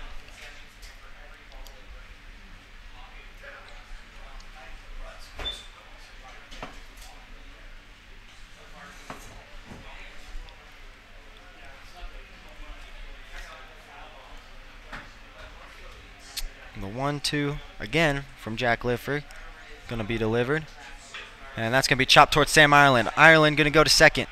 Stahl makes the catch, throws to first, not in time. The third baseman Kozlowit made a great dive to make it in time, and it is going to be a fielder's choice as Mountain Vista is able to get the lead runner out at second. Great play there by Ireland defensively, flipping it to second to try to get the double play, but also a great play by Kozlowitz, just throwing himself onto the bag to make sure he avoids a double play. And now with one out, runner at first. You don't have as much speed now if you're Heritage, so right. Not a chance for a stolen base probably, but at least you still have the traffic. Yeah, you do have the traffic and maybe a little more time to make that force out at second for sure, and definitely not the stolen base threat, as that's ball 1 to the third baseman, Connor Kaminsky.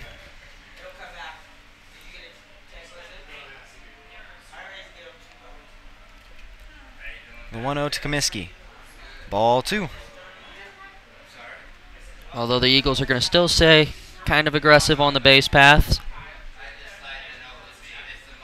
Yeah, I think both teams are going to not shade away from their strategy. That's what's gotten them here to this game, so they're going to trust that strategy. And Mountain Vista with a 6-run lead right now, so they're going to try and keep the pressure on and keep the foot on the throat of the Heritage Eagles, as that one is in there for a strike.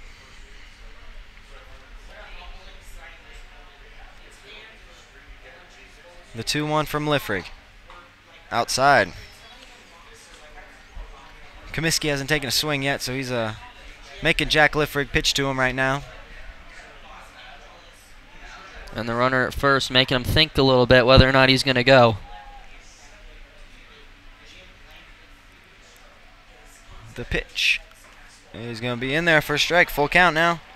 Kaminsky thought that one was ball 4, but it'll just cut the zone, and now here's the chance for Lifford to get back into the count and make it a 2-out inning. Full count to the third baseman, Kaminsky. The pitch down a little low, but fouled off there as he stays alive. Kaminsky with a good at-bat, 6 pitches so far. Yeah, if anything, the Eagles are just working Lifford's arm here. Yep. And with that new pitch count rule, he does have limited pitches, so Lifford gonna deliver on the 3-2. Up to Stahl. Stahl to Paschke. Paschke over to first. In time. Double play. Great job there by Paschke and Stahl. We've seen that middle infield work all weekend long. One of the best middle infields in all of Colorado. Working it again. To the 5th inning we go. And that was a classic 4-6-3 play right there from Stahl to Paschke to John Zackham, my apologies. And I'm going to hand it over to my co-partner Jack Schauer for the 5th inning.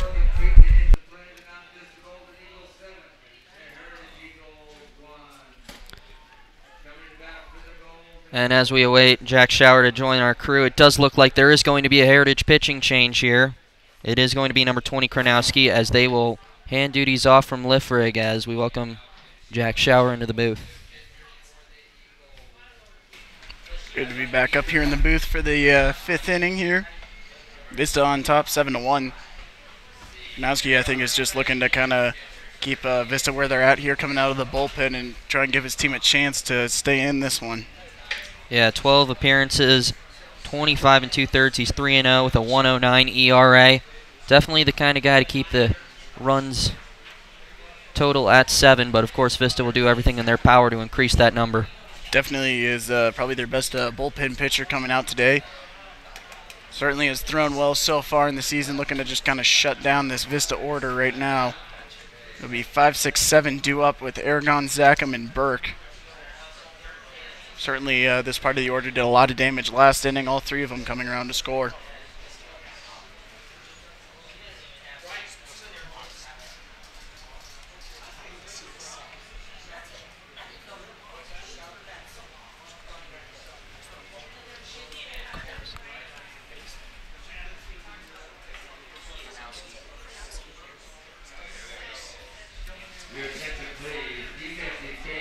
So stepping up now will be the left fielder, Alessandro Aragon. Had a sac bunt and then was hit by a pitch.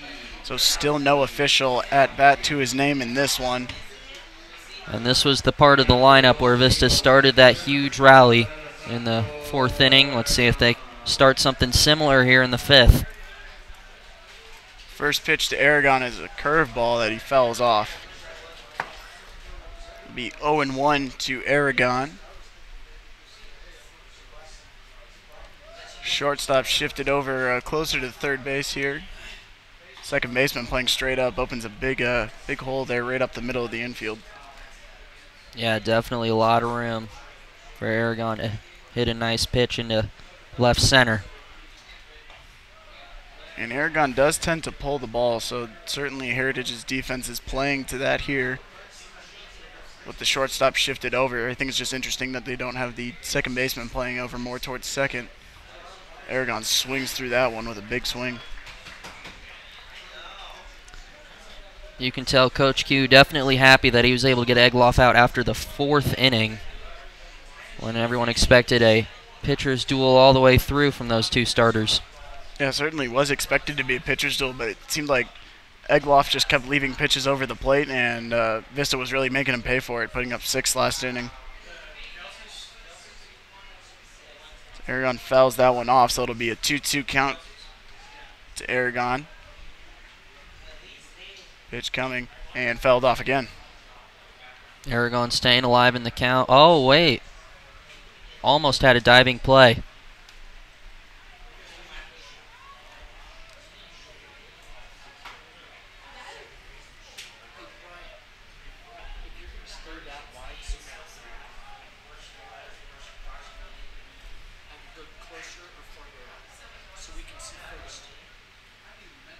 So we'll try it again here. The 2-2 pitch off speed misses way up though.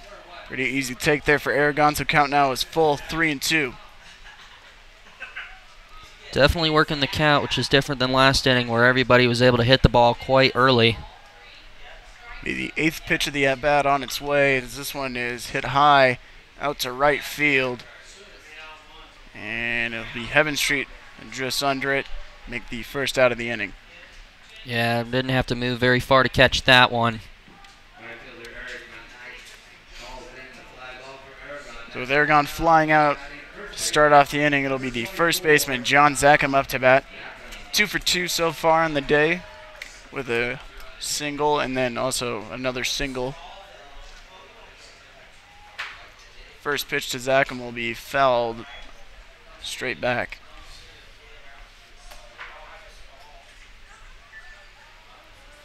Zackham, he's had the power all weekend, but we haven't seen much of that in this game. We expect him to try to surge late in this game. Watches that one for a ball, just missed outside. So even the count at 1-1. The 1-1 pitch to Zackham. Be in there for a strike. Didn't look like Zackham really agreed with that call too much. Be a 1-2 count now to him.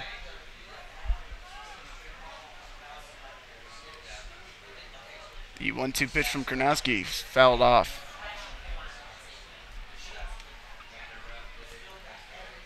Good job of Zackham to spoil that high fastball there from Karnowski, just fouling it off. And that's the difference between Egloff and Karnowski. They were able to hit Egloff quite early, whereas Karnowski, they are really working the count. Another foul ball here from Zackham. Just barely tipped that one. It's good location there, right on the outside part of the plate.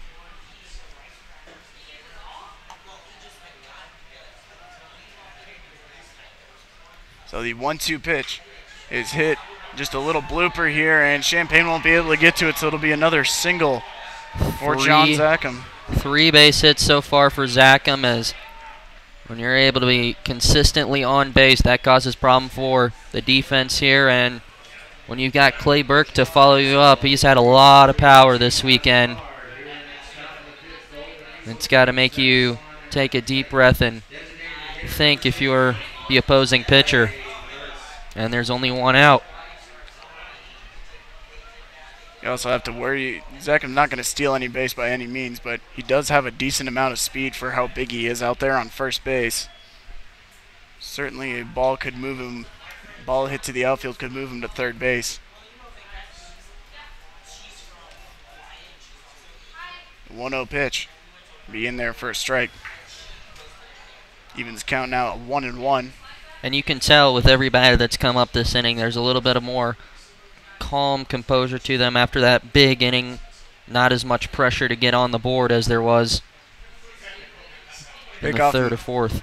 Pickoff move over to first. Zackham back in time.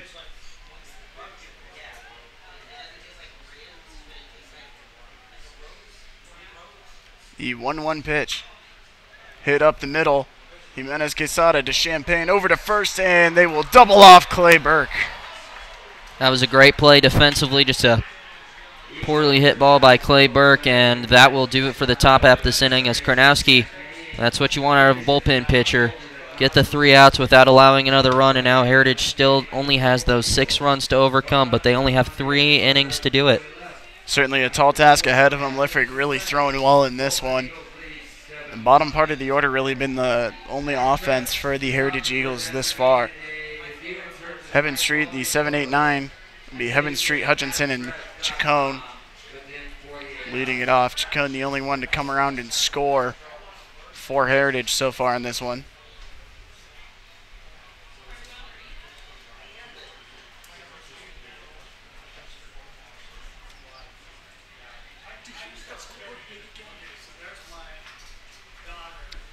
Liffrick surely looking sharp here. Definitely 4 innings of work, only 62 pitches off his arm, which is right about what you want at any level. Definitely unhittable if you are the Heritage offense. Yeah, and really his defense, his only mistake was in the 3rd inning there when they had 2 errors that did allow Heritage to come around and score. But other than that, we've seen a couple of really great defensive plays from Drew Stahl out at second. And a couple of good plays there by Sam Ireland as well. And here we go. 9 more outs. And Mountain Vista will do something they have never done before. In baseball. Correct. We Heaven Street leading it off. He's 0 for 1 so far on the day with a ground out to Stahl. Squares around to bunt, but misses that one, and it'll be a ball. Thought it was going to be a strike either way there, but evidently missed the strike zone, and they say he did not go around, so it'll be ball 1 to Heaven Street. Yeah, it's been an interesting strike zone so far behind the plate. Ball 2 to Heaven Street. It'll be a 2-0 count early.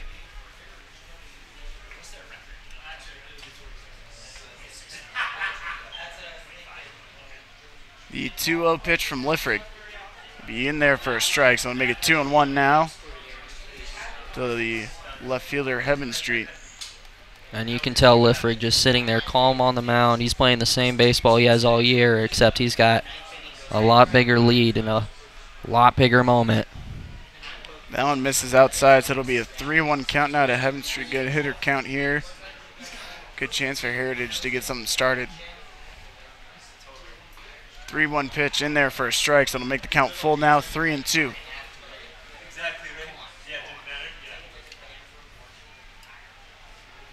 The 3-2 pitch from Ireland. Swung on a hit up the middle. Paschke picks it up and throws over to first, and just barely in time there to make the out at first base. Paschke has been one of the better defensive shortstops Coach Q has been able to work with, and you see it right there again, able to make that great ground out play. And, of course, Coach Q, a lot of work on that defense. Of course, constant fielding drills in practice. That's the reason why. So it'll be the catcher, Ryan Hutchinson, up to bat. Reached on a single and then was moved over to second base on a throwing error in the third inning.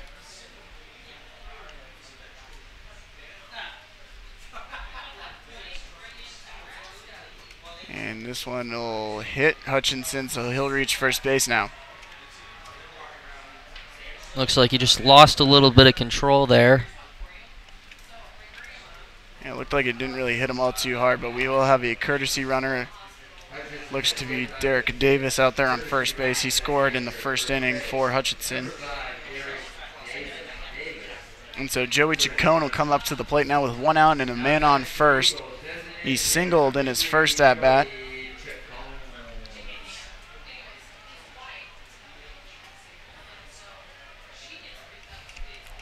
Stalin Paschke playing double play depth. Ireland playing even with the bag.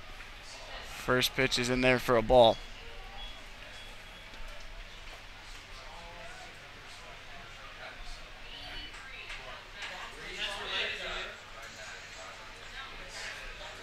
The 1-0 pitch to Chacon. In there for a strike, evens the count at 1-1 now. Liffrig is making everything work here. His stuff is on point. Surely locating his pitches well in this one. Throws a pickoff over to first base. Davis back in time.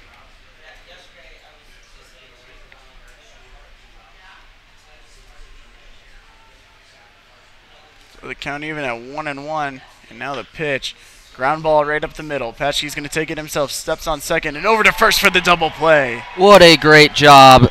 Once again, that middle infield coming through with another crucial double play, and we're going to take it to the 6th inning with a 6-run lead.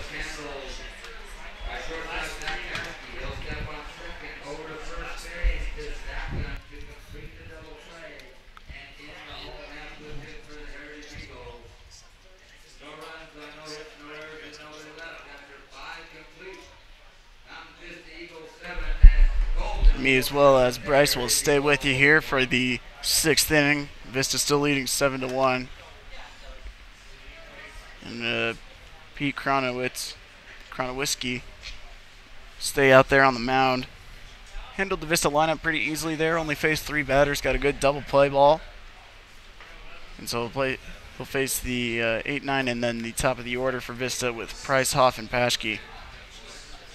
Yeah, and I think that Heritage probably wants him to play it the whole way through, try to keep that number 7 on the board right where it is. Yeah, certainly don't want this lead to get any bigger for Vista if you are Heritage.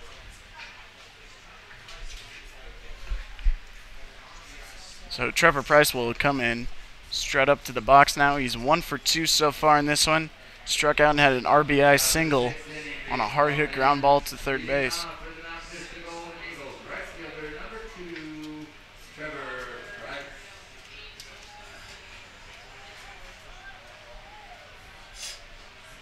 Senior certainly doing some good work here in his final game of the season as he watches that one go outside for ball 1.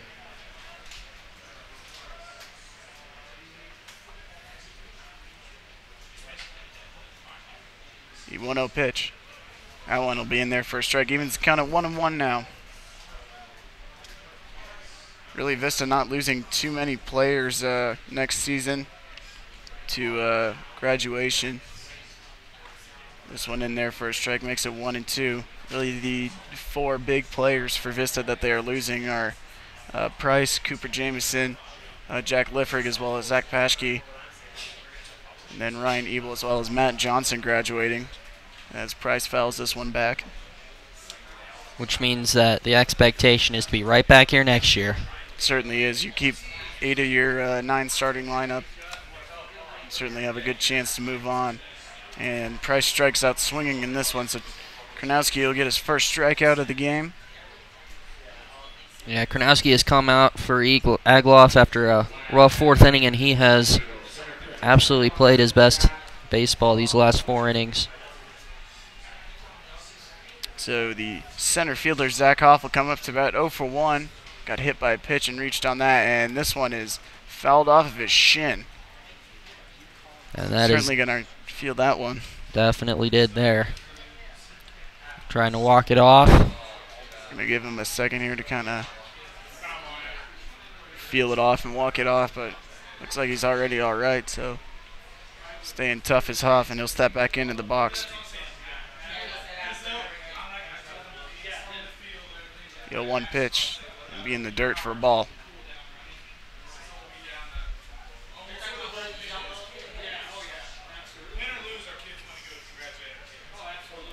The 1-1 pitch. Swung on and missed by Hoff. Took a big swing at that one and came up empty. And an early 0-2 count.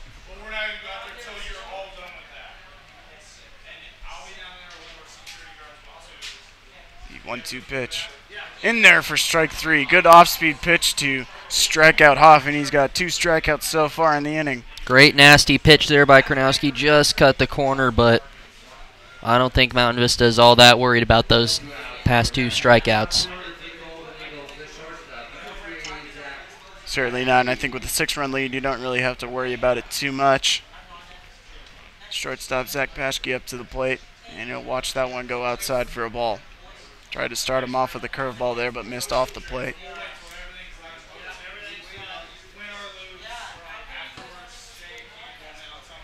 This one hit, and it'll be tap foul down the third baseline. Evens the count now at 1-1.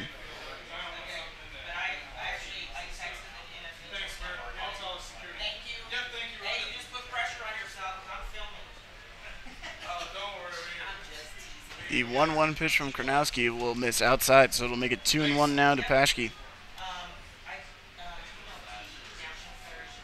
And everyone that has stepped up in the batter's box this inning for the Golden Eagles has just sat there calm and waiting for their pitch, because there's not much pressure to put any more insurance on the board.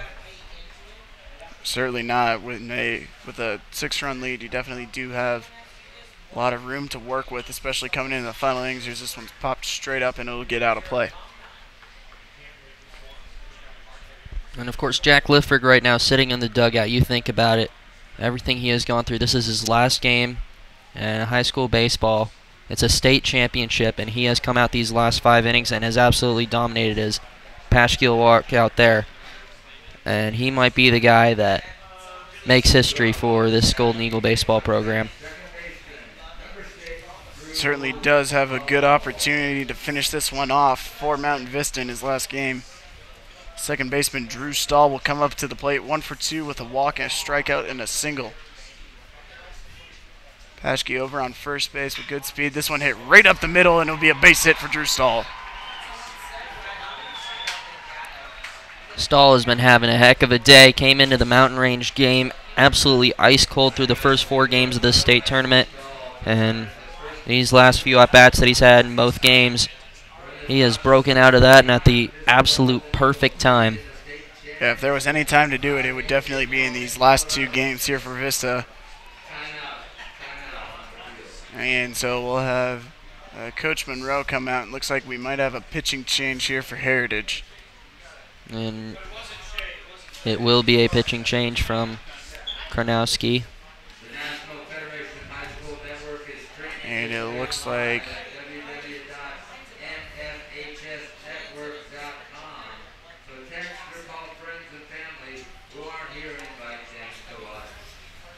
Looks as if it might be Eric McKnight.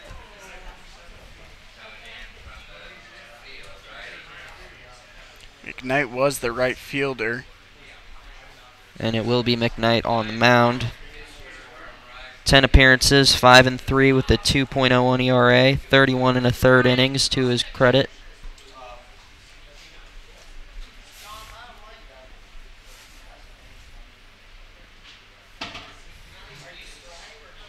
Trying to escape a jam here with 2 outs and runners at first and second. Sam Ireland due up.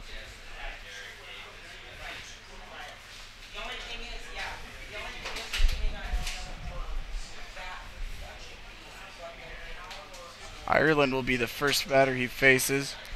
0 for 3 in this one with 2 deep flyouts. Also struck out. But a good chance here for him to put another run on the board for Vista with Paschke standing out on second base.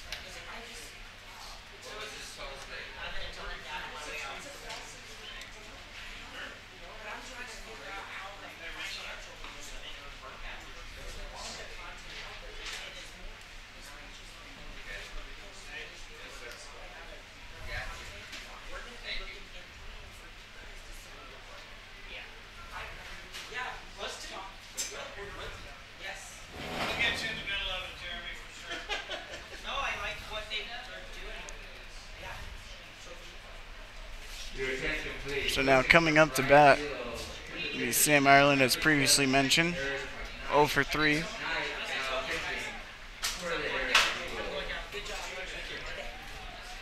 He's been having a little bit of a slower weekend. Yeah, certainly has not had the best weekend of his season so far. Wearing an 0 for 3 in this one, but a good chance to turn it around right here where a base hit would score Paschke out at second base. First pitch to him will miss outside for ball 1.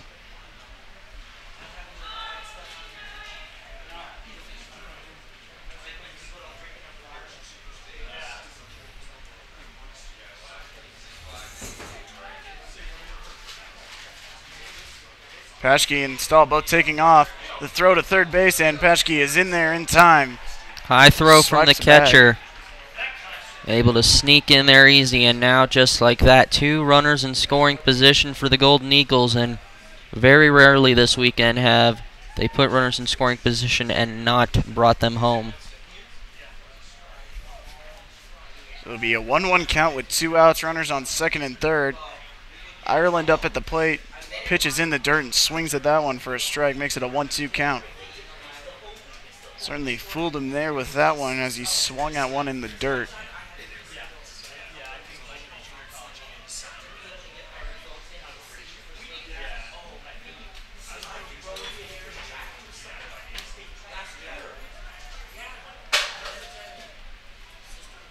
So the 1-2 count, we'll see if McKnight turns to his off speed here. Still hasn't shown any yet to Ireland in his first at bat.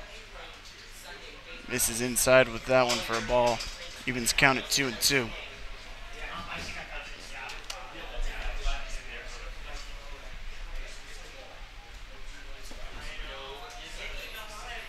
This will be a big pitch here to determine whether or not Heritage escapes the jam. The 2-2 pitch, swung on and hit hard to left field, and Heavenstream with a good diving catch in left field, and will save 2 runs for Heritage.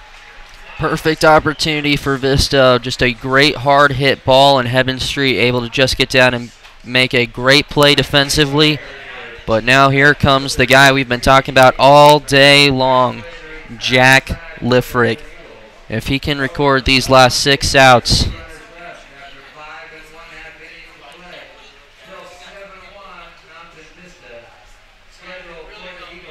so it'll be the top of the order for Heritage to start this one off. Champagne, McKnight, and Jimenez Quesada. Liffrick really looked pretty sharp through this whole game. and you could tell as he walked up to the mound that he knows that he only needs 2 more innings. It has been a great day of baseball. Of course, put up 14 on Mountain Range and forced a mercy rule through 5. That set up this rematch with Heritage after the 5-0 shutout win yesterday. They have a 7-1 lead in the bottom of the 6th. This is where legends are born.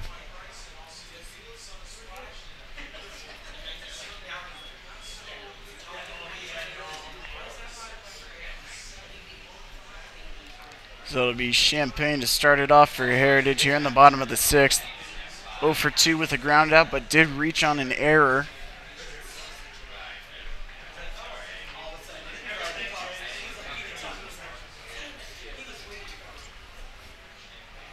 The first pitch to Champagne. Looked like a curveball that missed. So it'll be ball 1.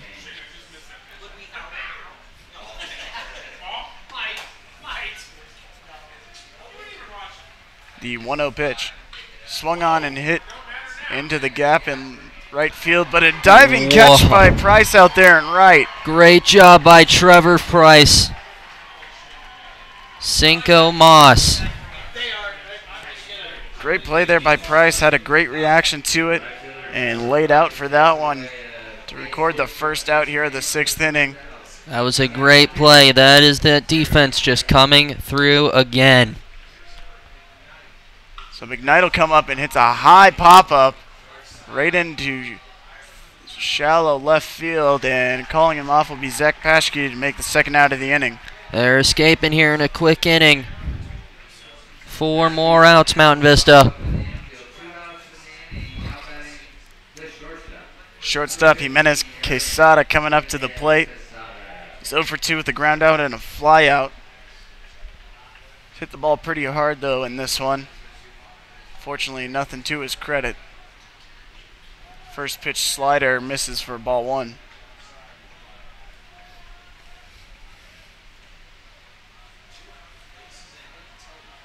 The 1-0 pitch.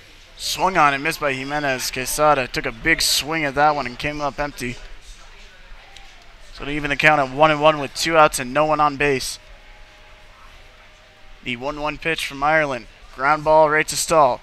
Picks it up pretty easily, throws across his body over to Zachem at first for the final out of the 6th inning. We are 3 outs away from the first ever baseball state title coming to Mountain Vista.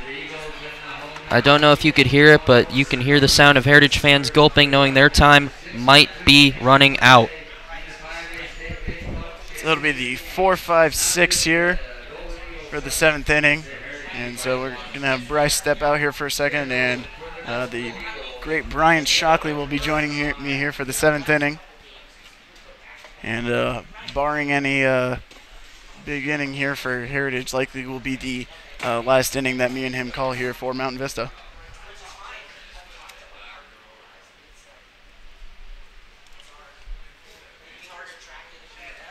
McGill will lead things off for Vista. McKnight out for another inning of work. Just had to get 1 out last inning against Ireland and did his job. He's going to come out for the 7th inning here. McGill 1 for 2 with a single. He got hit by a pitch. And he also struck out swinging in his last at-bat.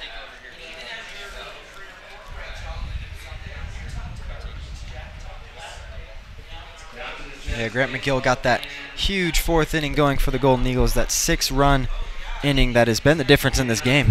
Yeah, really, Vista hasn't done much in this game other than in that 4th inning when they put up 6 on Egloff, which was completely uncharacteristic of him. I don't think he's had a worse inning in this season so far. Yeah, tough time to have that happen to you. State championship game, unfortunate for Egloff, but fortunate for the Golden Eagles as they head into the 7th inning, up 6. First pitch fouled off by McGill. Hit that one pretty hard. Goes out of play.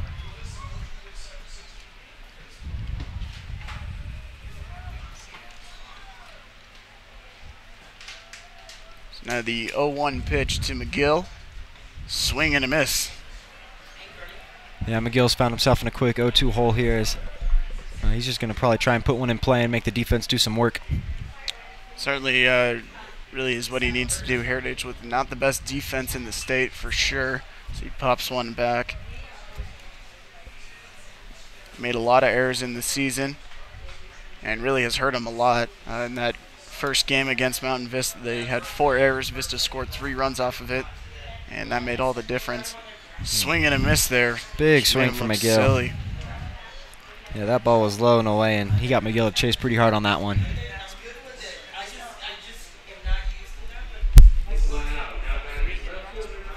Three-hit batsman.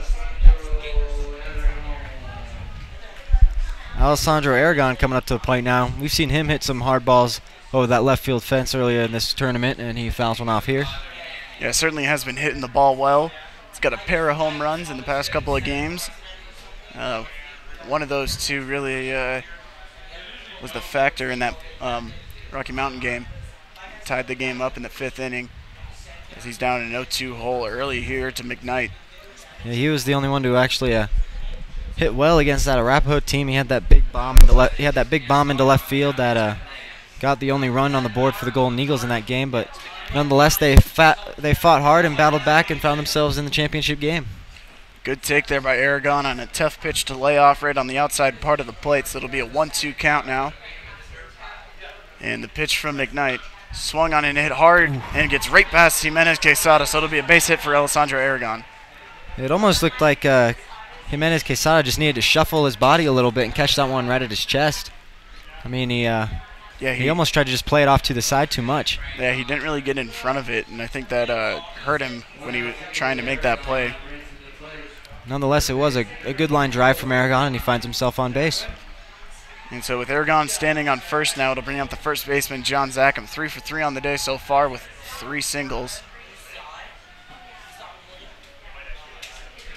Certainly does hit the ball hard here, batting in the 6th spot for Vista.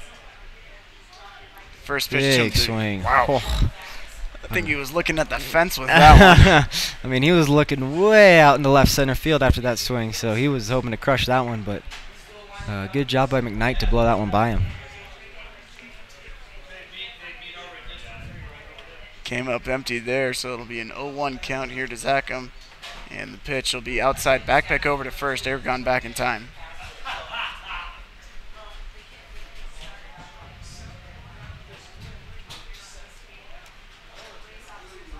Evens count of 1-1 with 1 out. Aragon still standing at first base. 1-1 pitch. Fouled off again. Yeah, Aragon's got some speed. He's a left fielder, so he does have some speed to steal some bags, but up 6 in the 7th. I'm not sure if Coach Quintana wants to risk an out there. No, I think they are definitely going to play a little more conservative here, probably not send him. If it was a different guy like either Paschke or Hoff, I think there's probably a greater chance, but with a guy that doesn't have exactly the best speed but still does have some good speed, I don't think they'll be sending him here. Zackham fought that one off pretty well. That was a high inside fastball that most likely would have been called a strike, so good job fighting that one off. And Zackham putting together another good at-bat in this one.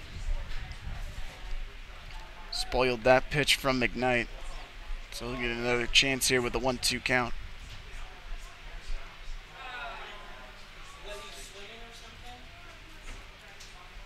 And so the 1-2 pitch. Curveball in there for strike 3. Oh, that was filthy. That thing buckled up Zackham right out of the hand. Zackham had no chance on that one there. No, it was a great curveball there. Started out of the zone and came right back in. And so with that, there'll be 2 outs in the inning, and that'll bring up the big designated hitter, Clay Burke.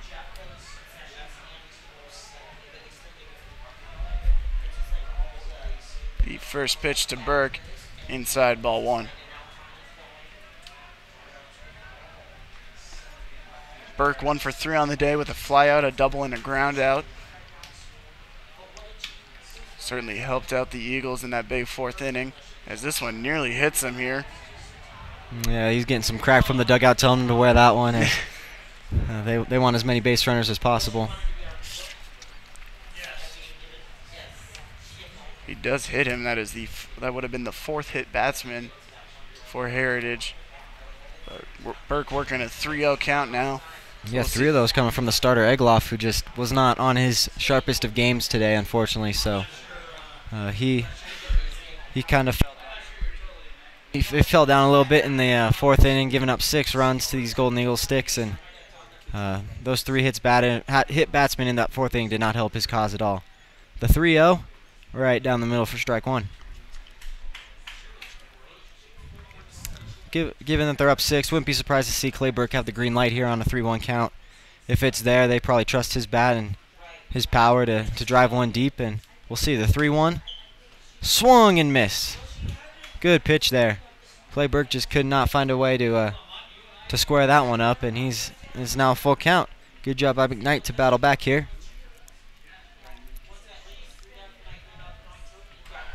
So the 3-2 count, we'll see the runner on first, Aragon on the move. Pitch will be inside for ball 4. It looked like a pretty good pitch there from McKnight, but called a ball, so Burke works a 3-2 count, gets ball 4.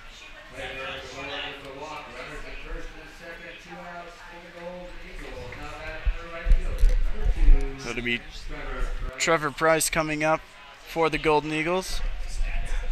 1 for 3 so far in this one with an RBI single. Has struck out twice though.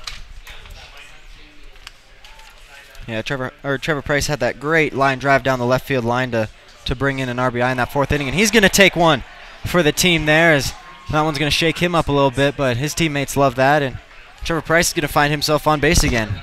Hit him right dead center in the spine. Those certainly do hurt getting hit right there. So he'll load the bases. Definitely going to be feeling that one as he took that one right straight into the back. So they're going to give him a chance here to kind of walk it off.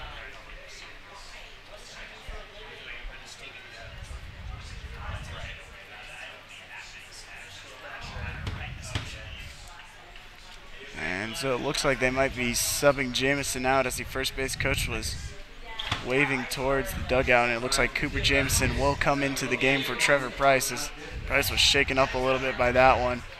So good to see. Price really struggling. He's hobbling off the field here. Yeah, that one looked like it almost caught him down lower towards that hip.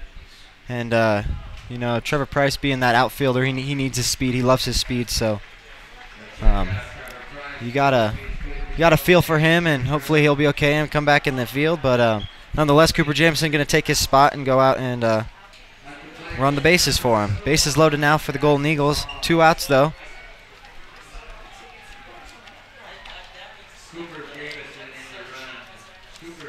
Zakhoff 0 for 2 in this one. Struck out, flown out, and then got hit by a pitch. So with 2 outs, he's got another chance to score some here as he fouls that one off.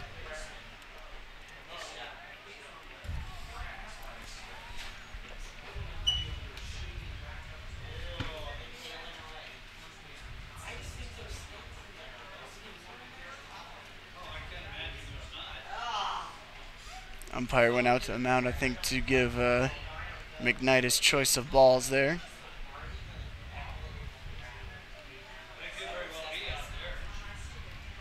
So we'll have an 0-1 count here with Zakhoff up at the plate. 2 outs and bases are loaded.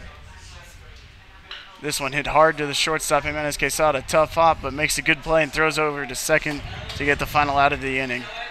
Oh, Mount Vista just could not quite get a run in there.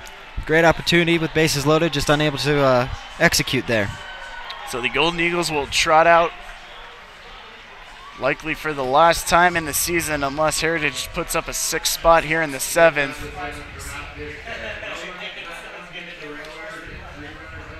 Jack Liffrig taking a moment out there behind the mound, likely his last inning of work for the Golden Eagles.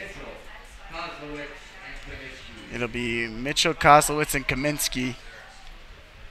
Started off for Heritage in this one. Jack Lifford going to try and go the complete game here. Certainly has done well enough to do it. His only bad inning was in the 3rd when Heritage scored 1 run, but that was also off of 2 errors, so it was unearned.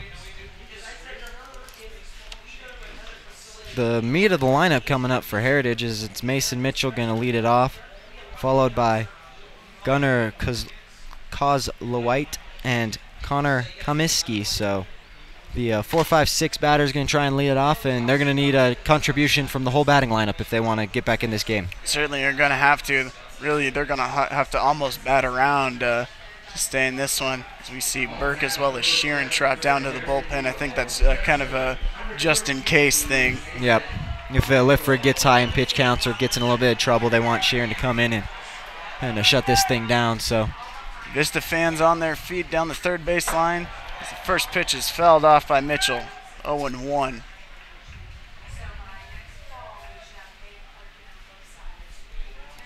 Yeah, Jack Lifford just hit 80 pitches on that one, so does have a little bit of room, about 25, 30 more before he needs to be taken out of this game. So hopefully the Golden Eagles don't have to reach that point, and he's going to try and close this thing out. He is the senior. Hard hit, but great jumping catch there by Drew Stahl. Yeah, Stahl's made a couple great plays in this game with a diving catch earlier and now just a jumping line drive. So he's been backing up his senior pitcher, Jack Liffrig, and the Golden Eagles are now 2 outs away from their first state title. Great play there by Drew Stahl out at second base. Saves a base hit for Liffrig there. And that'll bring up the first baseman, Gunnar Kozlowitz. Lined out and routed into a fielder's choice in this one so far. We're in the 0 for 2. First pitch to him, curveball popped up to center field. This one tailing, Hoff going back. Hoff hits the wall hard. Hoff gets up and makes the throw, but certainly probably going to be shaken up as that fence in the outfield is all wood. Gets up rather quickly though, so no pads out there, and with the wind blowing out like it was, that ball had a hard tail, and you saw Hoff do that big old arc path towards the ball, and once he missed, he tried to brace for that wall, and luckily turned his back into it, so he didn't take it on those ribs, but big collision out there on the wall. Hoff looks to be okay, as just kind of shaking it off. Yeah, no coaches have gone running out, and good job there by the third baseman, Coswit, to get something going for this Heritage Eagles team. And we'll have number 9, Fisher Mahoney. I'm sorry, we have Boo pinch running out there for Kozlowitz. And out there on second really doesn't mean much more than just another run. Exactly. Jack Lifford needs to just keep pounding away at these Heritage Eagles with that big strike there. He just needs to keep his focus on the batters, not really worry about that runner out on second. He doesn't mean much, so Lifford just needs to attack these hitters.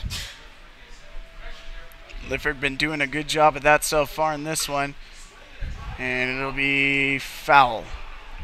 And that ball was close. It looked a little, from our angle it looked fair, but the home plate umpire calls foul, and it'll be just a mere foul ball for strike 2. So Lifford got him in an 0-2 hole here. Lifford only with 2 strikeouts in this game so far. Usually see him strike out a couple more, but been getting a lot of good pitching to contact here. The 0-2 pitch, high chopper over the head of Ireland, and it'll make it into the outfield. They're sending Boog home, and he will score, so it'll be 7-2 Heritage. It's all or nothing in this bottom half of the 7th inning. There will be no 8th unless it is tied. So a quick meeting from the pitching coach, Coach Pav, as he walks out to the mound to talk to Jack Liffrig. I think this is just kind of to get him to calm down here. Might be a little bit anxious being his last inning of work in his high school career.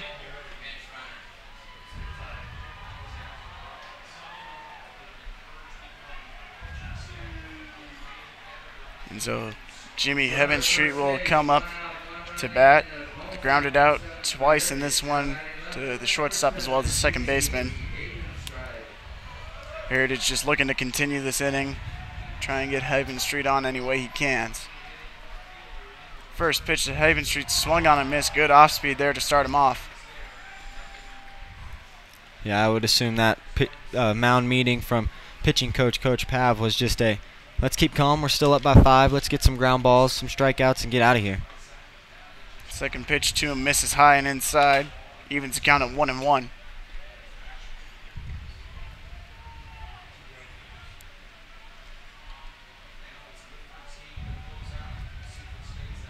So the 1-1 pitch from Liffrig is swung on, and they'll say it's fouled off. Yeah, it looked like it hit Hibbin Street in the in the leg and the upper body when it came back. So foul ball because it hit him in the box. It'll make the count 1-2. So we'll see if Liffrig turns to his slider here on this one. He's going to try and pump a fastball right by Hibbin Street. 1-2 pitch. Fastball misses high. So it'll make the count even at 2-2 now.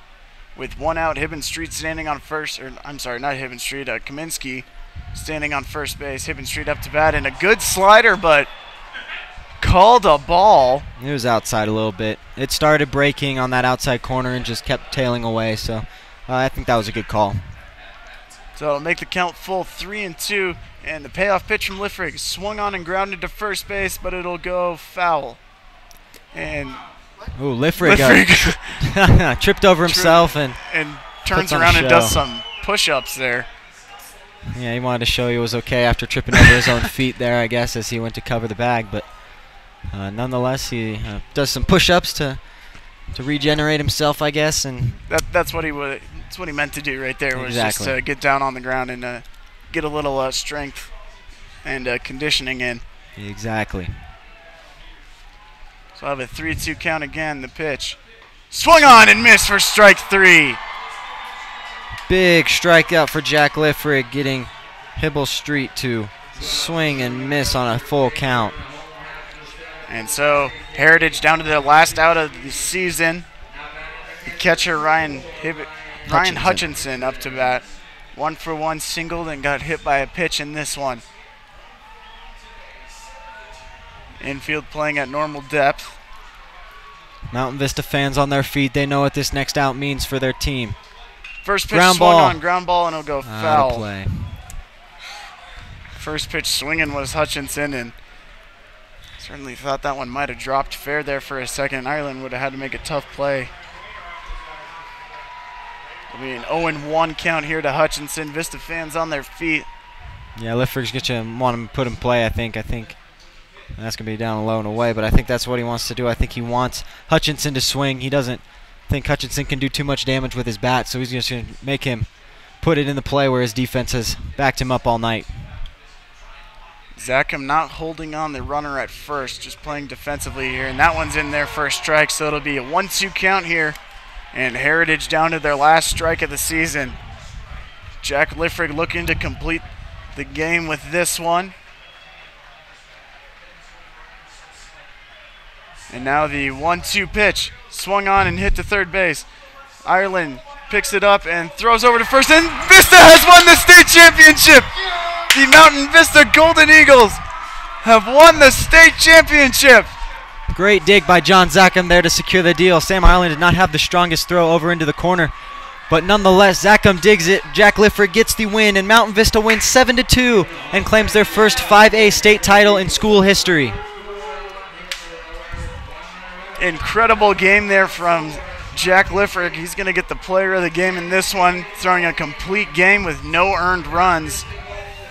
Only gives up 3 hits, and what a way to end your high school career, winning a state championship and throwing an absolute gem from Jack Liffrig.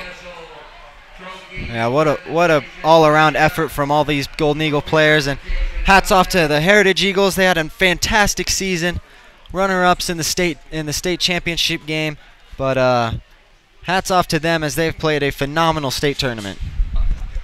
Yeah, and it was a Heritage team that all season was led by pitching, and their pitching kind of let them down here in this one with one bad inning that really cost them the whole game. Yeah, that fourth inning where the Golden Eagles put up 6 just really hurt that Heritage team, and just like to congratulate them on a fantastic season. And the Golden Eagles are your 2018 5A state champions. Incredible season from Mountain Vista, only having 1 loss in the season in total. And that loss came in this state tournament game where you kind of thought, oh no, is this team going to get down and out quick, and are they just going to be snuffed away? But they fought back and they took the longest path to the championship possible, but they did it. Yeah, and it seemed like it was almost a kind of repeat of season after season where Vista makes it deep into the playoffs and then gets upset, but this time they do complete it. They go all the way in. Now they are state championships in baseball. Yeah, you don't become 25-1 and without all the pitching staff, all the coaching, the countless hours in the tunnel, and these guys put in the work, and they've earned it. They've definitely earned it.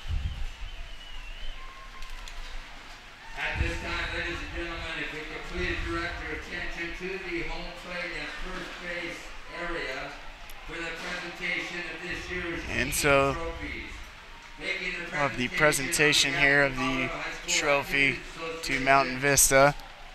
Commissioner Rhonda Blanford Green will present the second place trophy to the Heritage Eagles head coach Tyler Monroe. And Vista taking their one last sprint down the line for the seniors there. Yeah, I don't think they care that they're sprinting right now. No, they're out there having a good time running for the last time. Jack Littford certainly raising his arms as he's running around out there.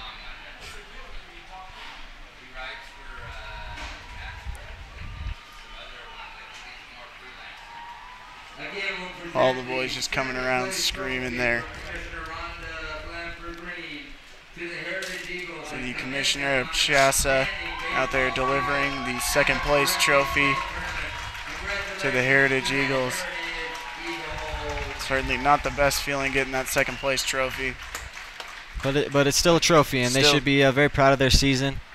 They played their hearts out and just came up a little bit short with their pitching today, and that's just unfortunate for them. But they had a heck of a season. Got to congratulate them on second place. Second place in all of 5A is not too shabby. No, not too bad at all. And really, it just kind of shows how weird of a game baseball can be. I mean, you had the number one and two pitchers in the state with Liffrig and Egloff up on the mound, and completely uncharacteristic by him, but just incredible season for the Heritage Eagles and Egloff, but just coming up short here in the state championship game. And the Golden Eagles hoist their gold trophy high, and they are on top of the 5A in Colorado. This is probably one of the better teams we've ever seen coming.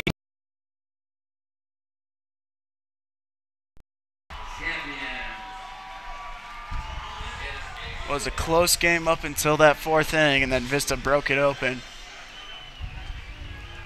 And it actually broke open because Egloff hit two batters in a row. And then later hit a third batter, and that was really kind of the faltering point for him. He's just hitting three batters in an inning and then giving up a couple of base hits, and Vista comes around to score. No one hit a home run in this game, which a little bit surprising, especially for Vista and how well they've been hitting the long ball so far in this season.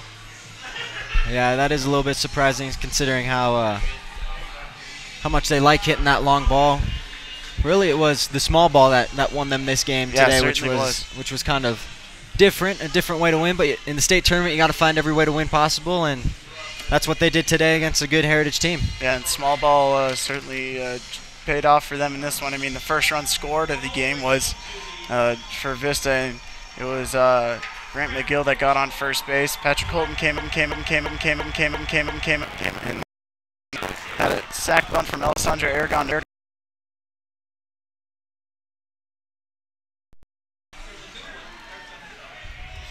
All the fans now coming out to congratulate their team.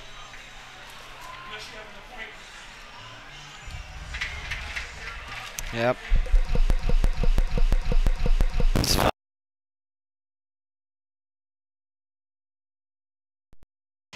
Just an all-around happy moment for the Golden Eagle community. Incredible game by the Golden Eagles, and really an incredible season. Nearly flawless, but still, I think they'll take the one loss for a state championship. Yeah, I think if you ask any one of those players and said, does the one loss mean anything? They say, what one loss? We've got a trophy. Who cares? So they definitely earned this, and they did fight some adversity through the season for sure. And congratulations to the Golden Eagles for their 5A state championship. Yeah, really, I think they're going to go down as probably the best team to come through the program in its history. And I mean, they've had a lot of really good seasons and all, but for sure, I think winning the state tournament makes them the best team in the history. I think they just had so much depth across the board.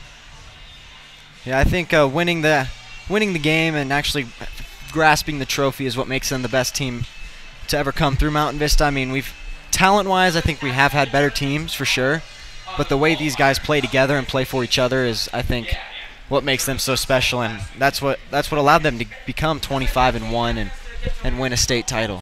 It certainly is. And I mean, really, this team was almost led by solely 2 pitchers in Liffrig and Ireland, pitching all but 6 innings in the regular season. And then obviously the sophomore Ben Cole coming on and completing the season for him. And they really had a good trio of pitchers there down in the home stretch of the playoffs.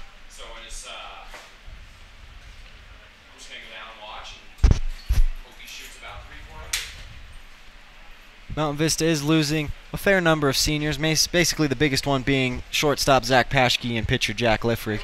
Those are the 2 big leaders they'll be losing next year, but all around this is a fairly young team. They're not going to be pushed off after this one for sure. They plan on coming back here year after year, and I think they've got the talent to do it next year for sure. They certainly do. I mean, really any of the seniors that they're letting go are getting replaced. I mean, Jack Liffrig obviously going to get replaced probably by Ben Cole, and Cole really done a great job in this season so far. Zach Paschke likely going to get replaced by Patrick Holden or possibly anyone else that comes through. So, incredible job by Mountain Vista.